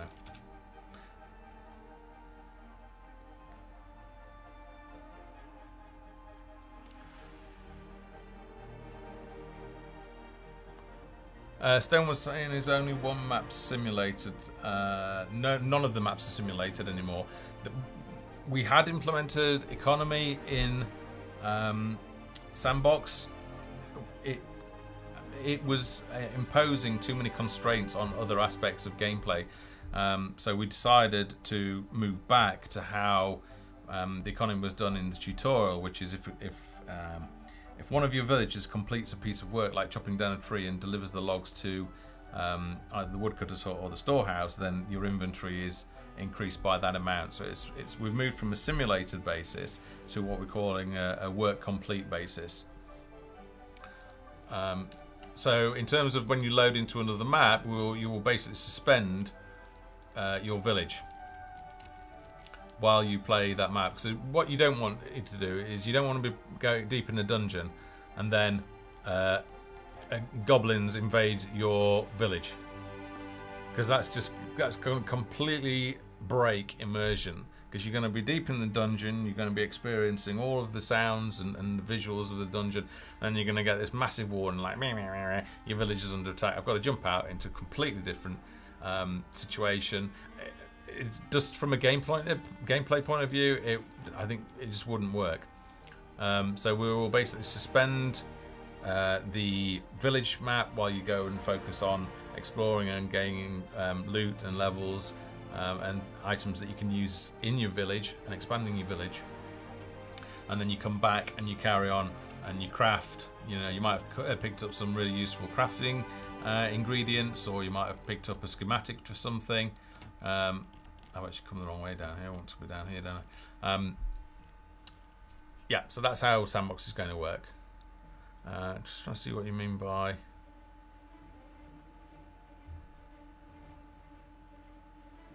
Hi, Guns is on YouTube asking, is this custom engine or is it one you licensed one?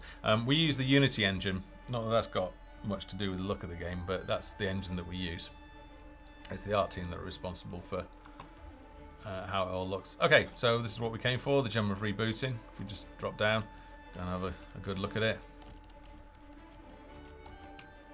And then let's grab whoever, tell them to come and get it. Okay, so we'll grab the gem of rebooting. And then next we need to find the dwarven key. So if I actually click on it, it will show you where it is. And I think that some people get stuck and just head off over into, you know, the old forge. But you actually want to get the key. So we've killed everybody, so I can, well, I'll send them all up there, but it doesn't matter.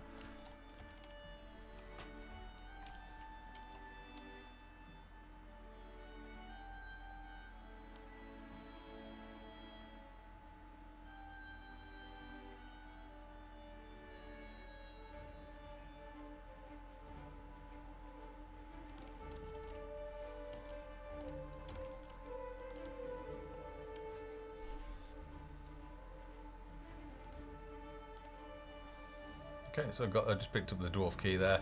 There's also some other loot in here. Those rings are actually quite useful. If we give it to... that was... Alright, okay. Looks like it can only have one. Okay, that's obviously a bug, so we'll give it to one of our other guys. Much better helmet. You haven't got a helmet. Actually, why hasn't that guy got a helmet? We need to give our tank a helmet, don't we? Swap that over. No good. You have the gladiator helm, and you just have the leather cap. All right. So we're done with the. Grab that key. We're done with the snow zone, so we're just going to head over to the portcullis and use the portcullis lock. So we picked up the dwarven key to open the dwarven gates.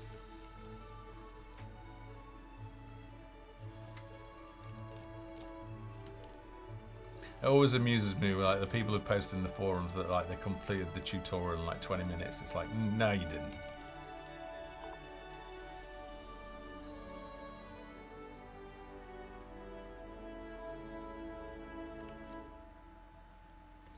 Tom Holmes is asking, will better particle effects emitting from characters who have just used a potion to show that that potion is currently in effect? Yeah, all of that sort of polish and niceness will definitely be adding in. What you're seeing is typically how game develops. So it starts off and it'll look pretty rough and shoddy, and then over time the quality of it increases hugely, and all of that polish gets added in. Just drop down, and then we need to send up one of our guys to open the lock, and then we can actually go in. So let's follow them in. Fire that cinematic. We're just going to wait to the gates because blimey, it's. Don't need to watch that and meet the guy, Iron Golem. Right, so in here, the danger zone's up here. Alright, and there's the dwarven ghosts. Especially because this guy. Oh, there's a couple pulled there. You've got to be careful because these guys hit hard. And so do mine at the moment. No, no, no, no. Alright, quickly take him out. Oh, a one-hit kill. I think that was a knife. The knight. Now, I think there was a question in the forums earlier this week about spectral goo. And it's a crafting ingredient. So spectral goo is going to make shadow weapons, which is sort of like your supernatural weapons that wound ghosts. So that's a crafting ingredient. And then once you actually find like a spectral sword schematic, then you'll be able to actually make those weapons. Okay. So you guys should know that the Iron Golem's there. We've got a couple of guys in the way here. They're all coming together, so let's focus fire on him. Once you focus fire, it's pretty quick, but you can see... Oh, that was close. Crikey, Corporal Frederick. You just got away with that.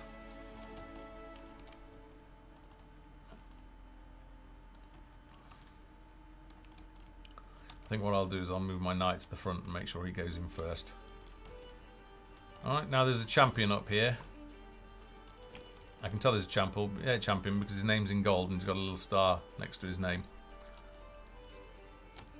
And just means they're a bit tougher. So, with my knight enabled, let's just go in there and we'll taunt him. And that means... Yeah, there we go. He was attacking one of our militia guys before. Right. I cleared him because I didn't want to be fighting the golem and then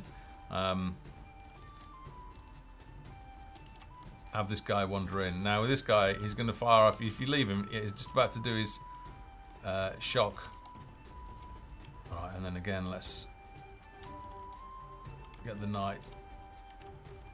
There we go, he's fighting our knight now.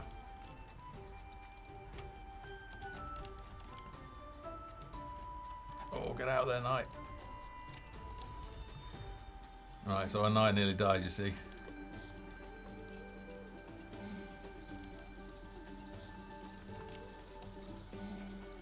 So it's like that. Run, run.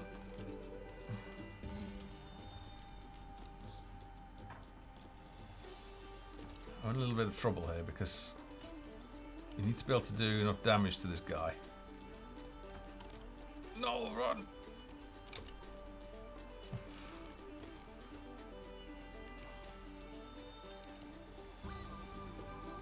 I have a feeling our knight's going to die, and I really don't want him to die. Maybe two guys was a little bit of a...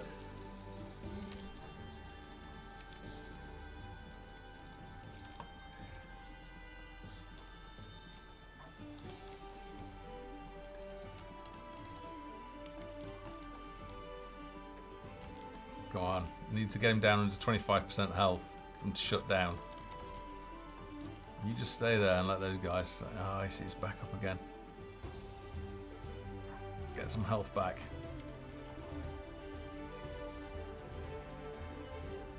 He's gonna die. He's so gonna die. He's died. I don't think we're gonna be able to do this, you know. He's gonna reset, isn't he? Oh, he's bugged out. Right. No, well, that makes it possible. If one of you guys does die, make sure you loot him, get all your goodies back. In fact, I'll put these on now. Alright, I'll take advantage of a little bug that's in the tutorial.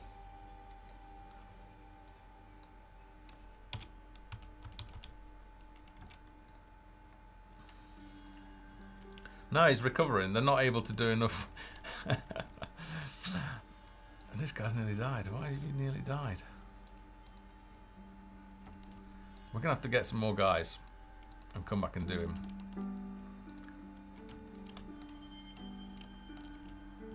Alright, so normally you would train 5, and in fact I think the tutorial suggests that you train 5. But I just wanted to show that it was possible. I've not been particularly good at it, mind. Right, so let's find the idle peasants button that is available in the tutorial. In Sandbox, there is going to be the civics menu where you're going to be able to find unallocated peasants. We need any guys there? Yeah, there are. Right, so we need 3. Holding down the shift key and then send them to for training there. Oops. Oh. And then while we're doing that, I'll build more cottages. So 1 there and 1 down there. May as well advance the village quests. Here they come. Have a quick look around in the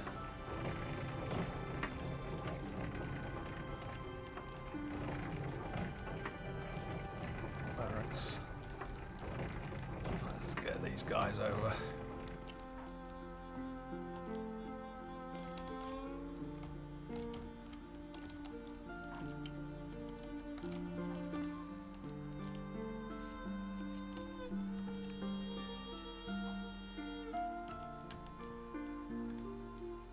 Okay, so while they're going over, if you press F key, it's not that smooth in the tutorial. It got a little bit buggy, but it'll the camera will start to follow them.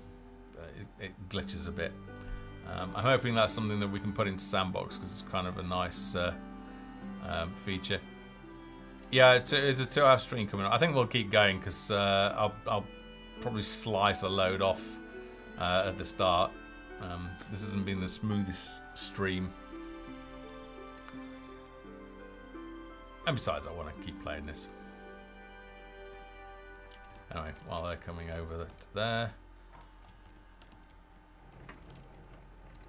build a cow pasture and a chicken coop.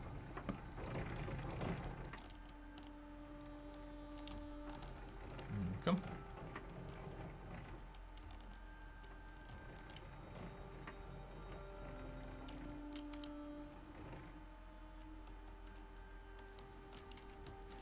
How are they getting on? There they are. Mini map.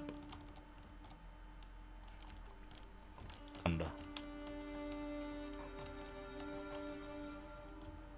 Let's group them with these guys.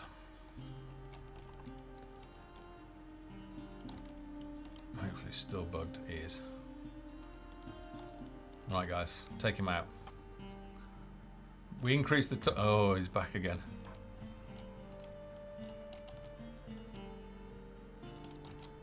Take him out. Take him out. We doubled his health. Oh, we're not going to be able to do this. This is actually going to be tough. Ah, he's bugged out. Okay. He's not wounding anybody.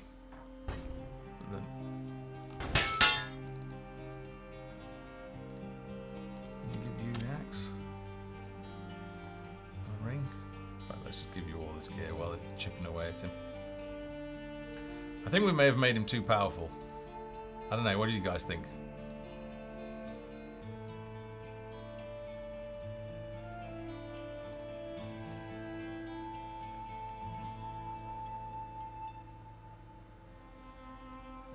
Is he even going down or is he recharging? He's recharging, isn't he? Oh my god. Right. That's a bug I'm going to have to look into. I don't really like looking into tutorial bugs anymore. It's like, because the tutorial is going to be thrown away. Well, I've migrated to Sandbox, so any bug fixes that I do are somewhat bit of a sink of time. Yeah, that's the other option, I suppose, is to build more barracks.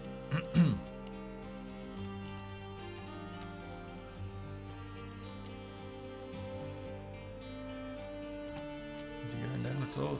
No, is he? He's just charging.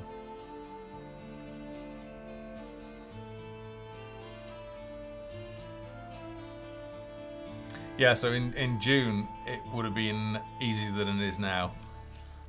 We doubled his health, but it's clearly nuts, so I'm going to have to take that down. I've got all the villagers coming over.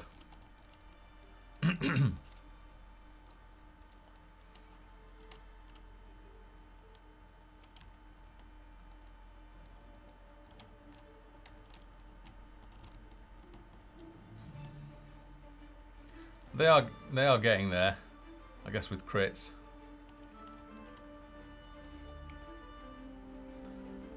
But this bug is meaning that he's come on guys, don't be shy.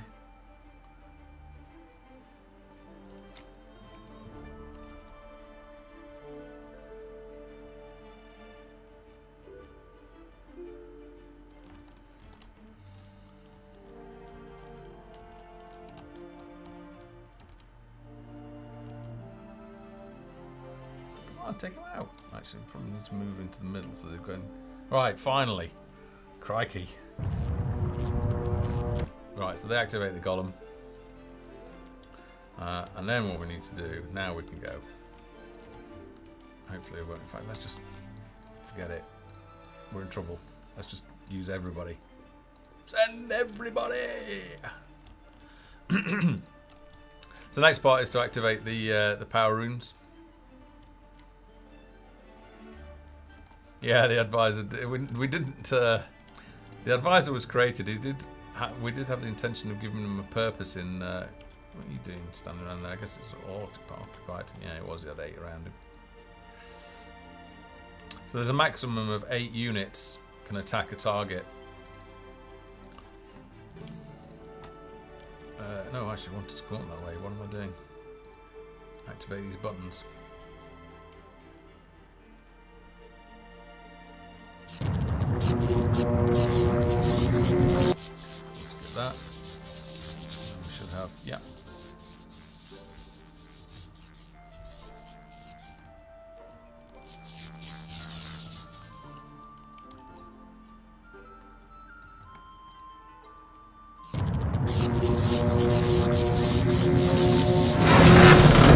Bit loud, that bit.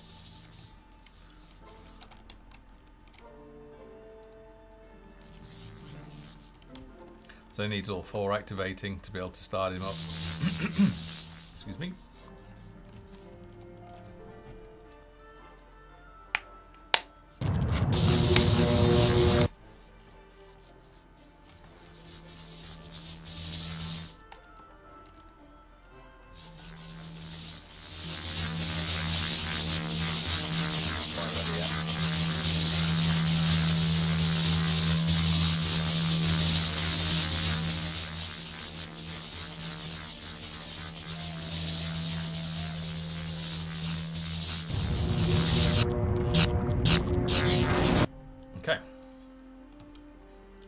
Now he's activated, we can actually control him.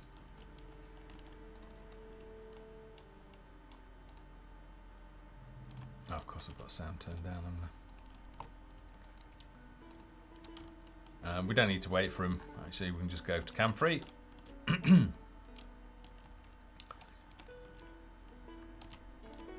But if you hadn't have gone to the ogres in the desert first, you can actually, and you'd come straight here, you can actually take the ogre and use him in combat and use him to take out the ogres. Oh, what is take? All right, so now we get control of Foundry. So we need to put Foundry because Foundry's got some great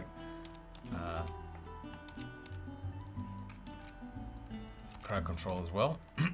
Foundry on number 3. Right. These guys, I find it's kind of handy just to run to a bit of a safe zone over here, and then you're not getting attacked by all these goblins up here, otherwise they'll just mow you down. So Foundry, well, that's alright. Just 1. I'll send them all up there. Foundry, I'll send to here, and then normally what I like to do is I like to freeze them, and then the ice will do damage. You can see this guy's getting wounded, and then I like to let Foundry attack as well.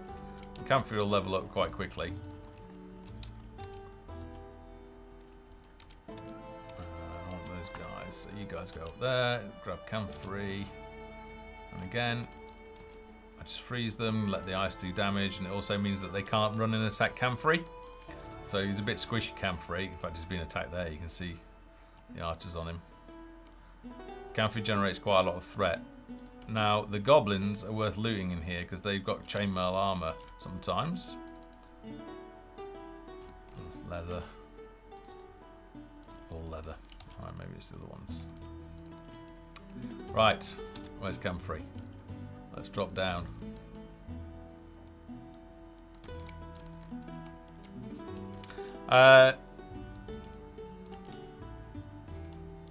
Let's just do this bit and then I think we'll do the giveaway. Now you see that Camphor has detected something. He's looking around, doesn't know what it is. So what we need to do is tell him to detect traps. Alright, and he's found this one here, and there's a disarm lever here, so we'll send Camphor in. So rather than, these are gas vents, so rather than get gassed, we'll do that. Right, we'll take a pause here, because I think it's a good point way through to do the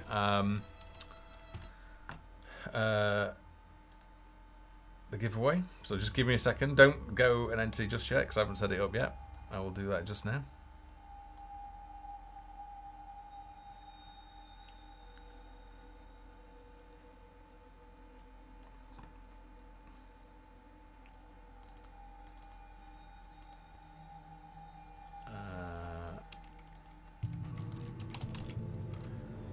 Okay, to enter, you can, it's !enter in lowercase.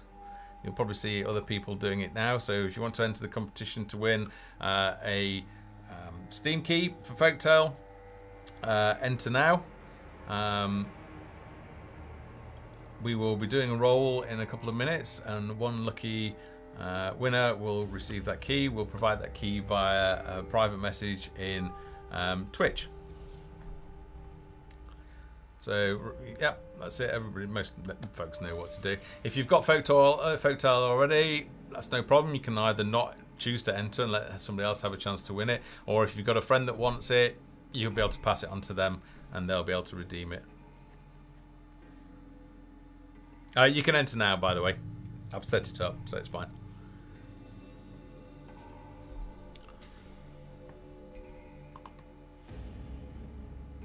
Plenty of folks entering. So this is for the Steam key for Folktale, and then hopefully in future streams and Dev Hangouts we'll be able to actually run some giveaways for some t-shirts as well.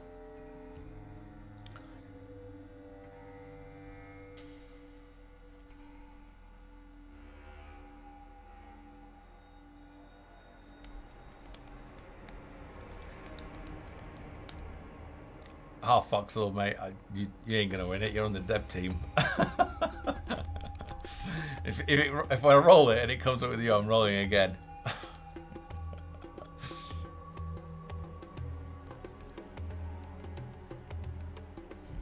We'll give that a few more minutes. So while you guys are entering that, I'll just jump across. Guys on YouTube, if you want to enter this is you need to go to twitch.tv/Games Foundry. We'll give you a couple of minutes to jump across to that, jump into chat, and then in the chat window put !enter. You'll see everybody else doing it anyway. So while everybody's entering that, let's go ahead. So I want to put my guys at the front and then Camphor behind. Alright, because this is the order that I want to send them in. So we'll tell them attack, and I want to select Camphor, and then the people what they want. Alright, and then let him fire away. Oh, what are you doing? What are you doing? Did I accidentally click over there?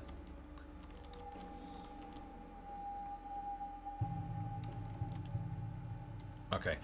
Right. So to get in here, we need to pick up the Goblin Slaver keys. So just loot. Alright, we've got some chainmail there. Great. Couple more minutes, guys. If you want to enter the competition for the Steam key for Folktale giveaway, it's !enter. We'll be doing that giveaway draw shortly. Need to free the villager. Stonewood, well, best of luck. It's completely random roll. So you've got as much chance as anybody else who enters. Right, we've got some archers down here. Don't know if you've seen, but there was an ugly fish that we put in. There was some animation of that fish actually eating a man, but we didn't get the time to put it in. Alright, I think we're good for the draw. So let's, we'll just jump across to there. I'm going to roll. So the last 5 seconds to enter, exclamation mark, enter if you want to enter. I think everybody's ready. 5, 4, 3, 2, 1. Alright, we're going to roll. And the winner is... Oh, you wouldn't believe it. You would not believe it. I'm going to re-roll. Yeah, let me drag this in. Oh, no, that's chat. Plumbing winner was half voxel. I think if I go... I think I've maximised this up. Just bear with me. Where's the stream? I want to see this. There you go. I've just rolled.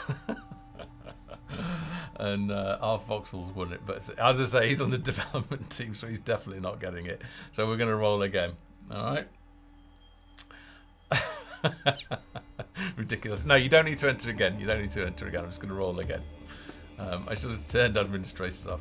Lake House Productions, you are the winner. Congratulations. So you can either hang around at the end of chat or I just wait and I'll about 5 minutes after the end of the stream I'll send you a key that's redeemable on Steam for Folktale. So congrats to you. Bad luck to everybody else. There's always next week. Unbelievable. What are the chances of that? Right, so back to the tutorial. We can just send everybody in. Get camphor again. Camphor freeze. It's not so much a problem with archers actually. Excuse me. Although the frost does wound them. Okay, there we go. Oops, forgot to pick up the gear. I don't know, archers do have some gear on them. So for the swamp zone, we're going to be bringing across and modularizing all of these runes. And if you remember the cemetery kit and what we've done there, excuse me, we'll be making it so that they all snap together. So you'll be able to actually create all of these sort of walkways and everything in your swamp level. The terrain though won't look like this. It'll look a bit different. Anyway, back down here. Now there's another gas trap down here, so I'll grab camphor. Just do a detect traps. And the lever's over here. Pre-rents, you're a bit late. I've just done the draw for the giveaway. But we do give one away every week. Oh, camphor, get out, get out. Freeze. That's it. Right, okay, you see camphor is... excuse me, and as soon as the time's up, I'm going to keep renewing that. Make sure they're trying to get camphor because he's doing too much damage now, he's leveling up. So, camphor's freeze spell is essential to keep them alive.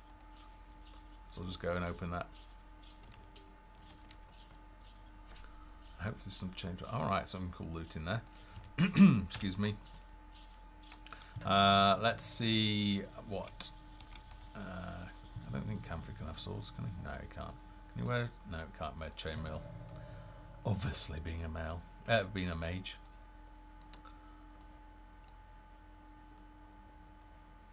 Alright, but we can give him loads of leather gear. Do we give him boots? Yeah, we'll give him boots. So it's just this guy now. New.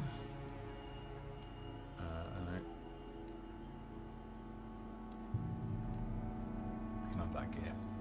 Alright. Make it a little bit tougher. Oh, we've got a bit more gear there. Hopefully some more chainmail. Alright, some chain leggings. That'll do. Oh, there's comfort. There we go. Gear is really important in the tutorial, and it will be in the sandbox as well. Which, given that we're implementing looting now, and we just need to hook up the stats. Oh, I better get Comfrey to freeze them. Oh, he's drawing some. Right, Comfrey's getting attacked.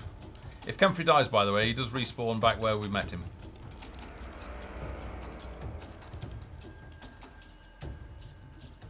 Come on, Comfrey.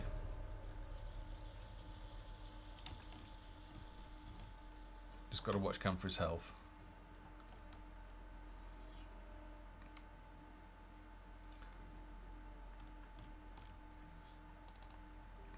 There are bugs in the tutorial. Obviously, our focus has been on Sandbox, and we'll be migrating the Sandbox. Sorry, we'll be migrating the tutorial across to use Sandbox tech. So all of the bugs that remain in the tutorial will be fixed as part of that migration. So the story will stay the same. Comfrey will make an appearance, but we'll be redoing the cinematics using the new terrain in Sandbox. Right, this is where it all... Right, and that's a bug that some people report in, that you can't click on loot if you, in this particular zone. What you need to do is just drop down and get close to it. Necromancer has an excellent figure. And then you can click it. She's nothing but...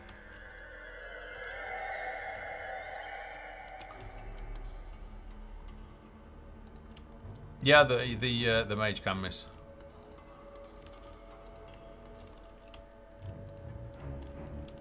Oops, let me minimise this. Sorry, bear with me. It'll freeze for a second. Right, I'm back. Right, this is a tough one. Where's Comfrey? Freeze! I don't think he got that freeze off very well, did he? Now here you've got to watch it, guys, because they've got a tendency, like they're all going off now. Come back, come back! Comfrey, freeze! This is getting out of hand. Oh dear, one of our guys is already down. Comfrey's nearly dead. Take him out. Comfrey's dead. Oh my god! It's got out of hand.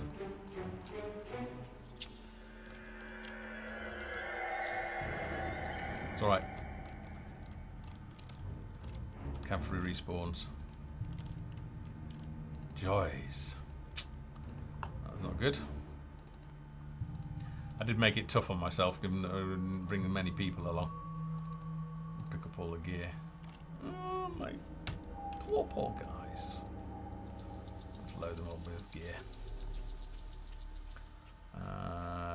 Don't want to give you that. Pauldrons. Put some pauldrons on you.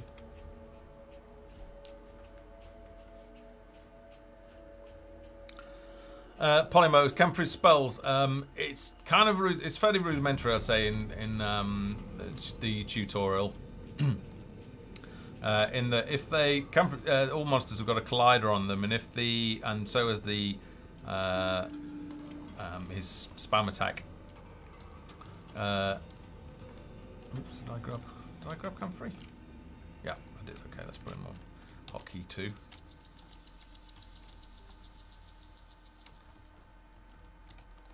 Grab him. I don't know if we can do this with 3 guys. And we're not having the night as well. This is going to be really tough. I don't think I'm going to be able to do this. I was maybe slightly ambitious with just 2 guys. I think what we'll do is we'll go and grab everybody.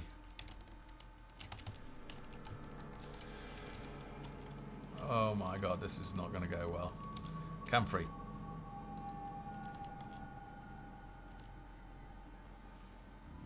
Let's just get Comfrey. I have to spam Comfrey's freeze spell.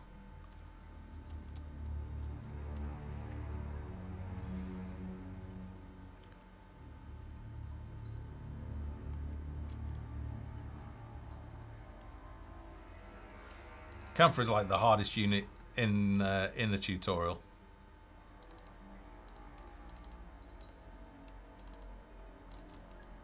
Right, how are we going to handle this? I think what we might do is... Comfrey's also got Mage Shield, which reduces down his damage. Let's just send him in there. Come on, everybody get in there. Let's get Comfrey. First thing to do, let's freeze you and let's make shield. Look, you want to take these guys out. Freeze again. Comfrey, freeze. Get your maze shield back up.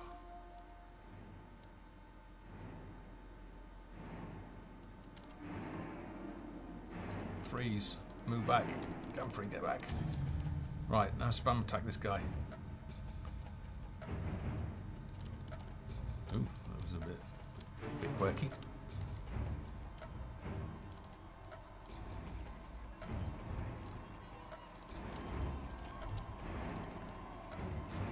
I don't think I'm going to be able to do this.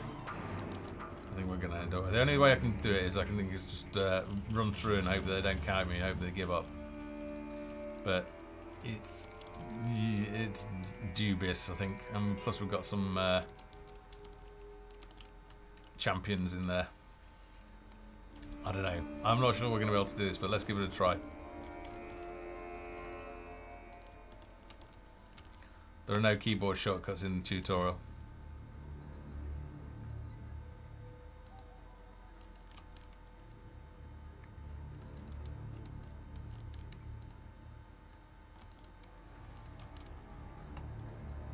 Right, there's a trap just here. I don't want to be walking through that, so let's disable it. Get through there, get your maze shield up, freeze him.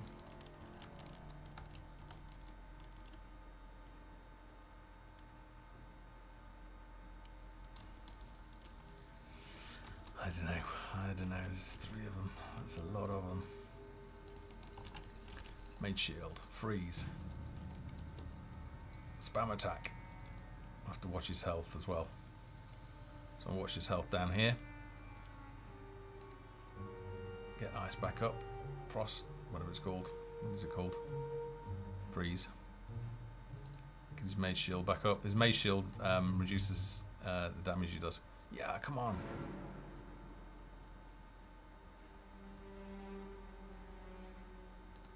Get your mage shield back up. Yeah, good job. Good job, Camfrey.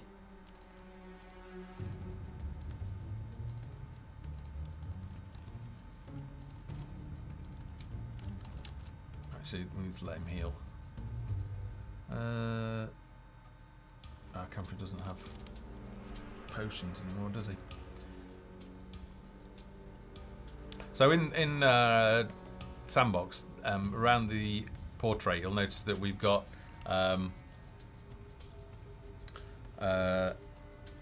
icons for potions. So if he's basically low on health or power, you can quaff a potion and they'll deduct it out of your global inventory, and you'll be able to do that during combat. Alright, so same thing again.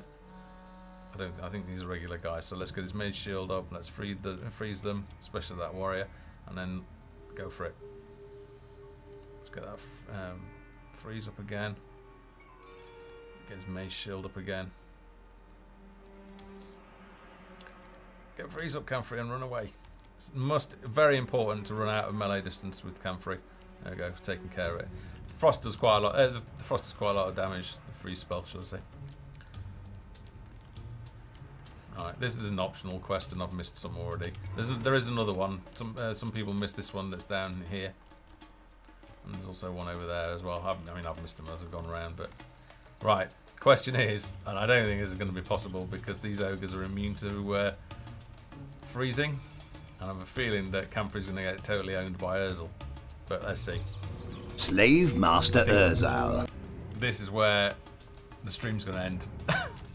Because I just don't think he's going to be able to do this. And I don't think he can pull individual ones either.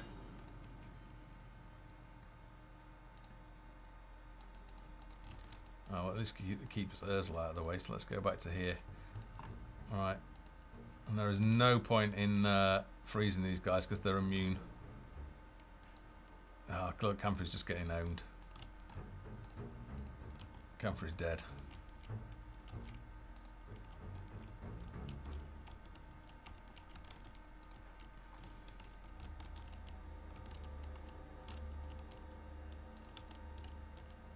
Run away, Camfrey. Right, can we take that guy out? Think we can get him over there?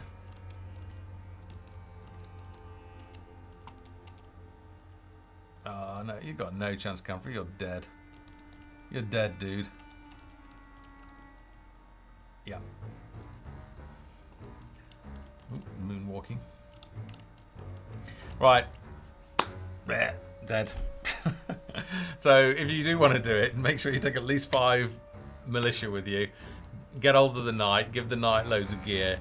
Make sure you pull selectively. You can kite, so use all of your typical sort of MMO cheats in there, and just keep you guys alive.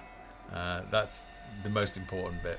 I think, having played this through again, normally I do go more pandered, but I've obviously made it difficult on myself early on, and losing the knight was a terrible mistake that made it really difficult. I think we'll reduce the health on the golem, because he's just too tough. Way too tough as Urzel. Witch Doctor. But all of these guys will be coming back in Sandbox. You'll be able to design all of your own sort of runes. Now, Urzel is...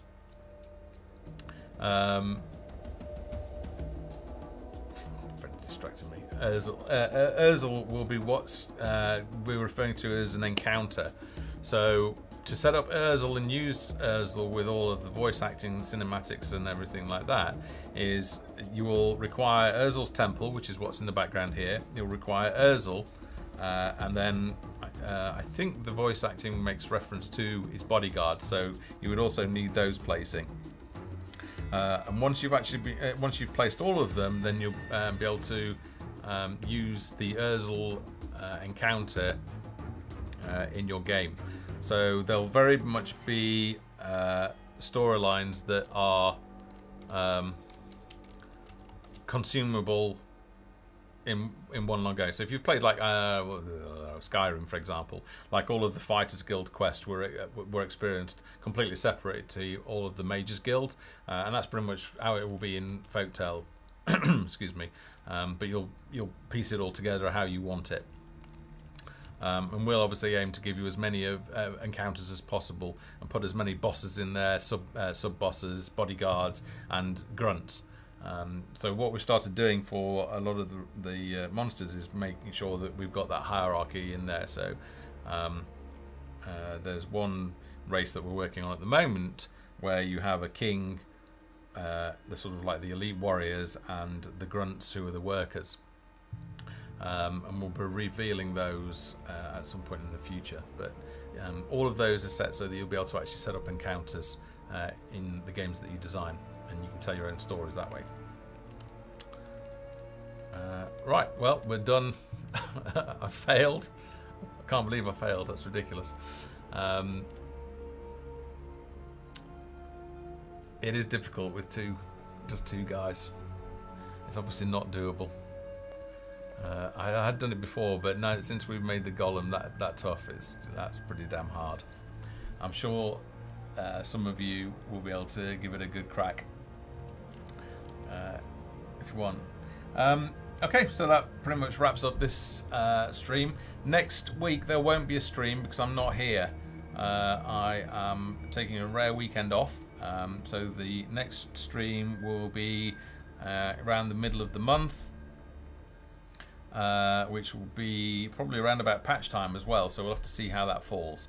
But yeah, so no stream next week, but we'll be resuming the normal schedule thereafter.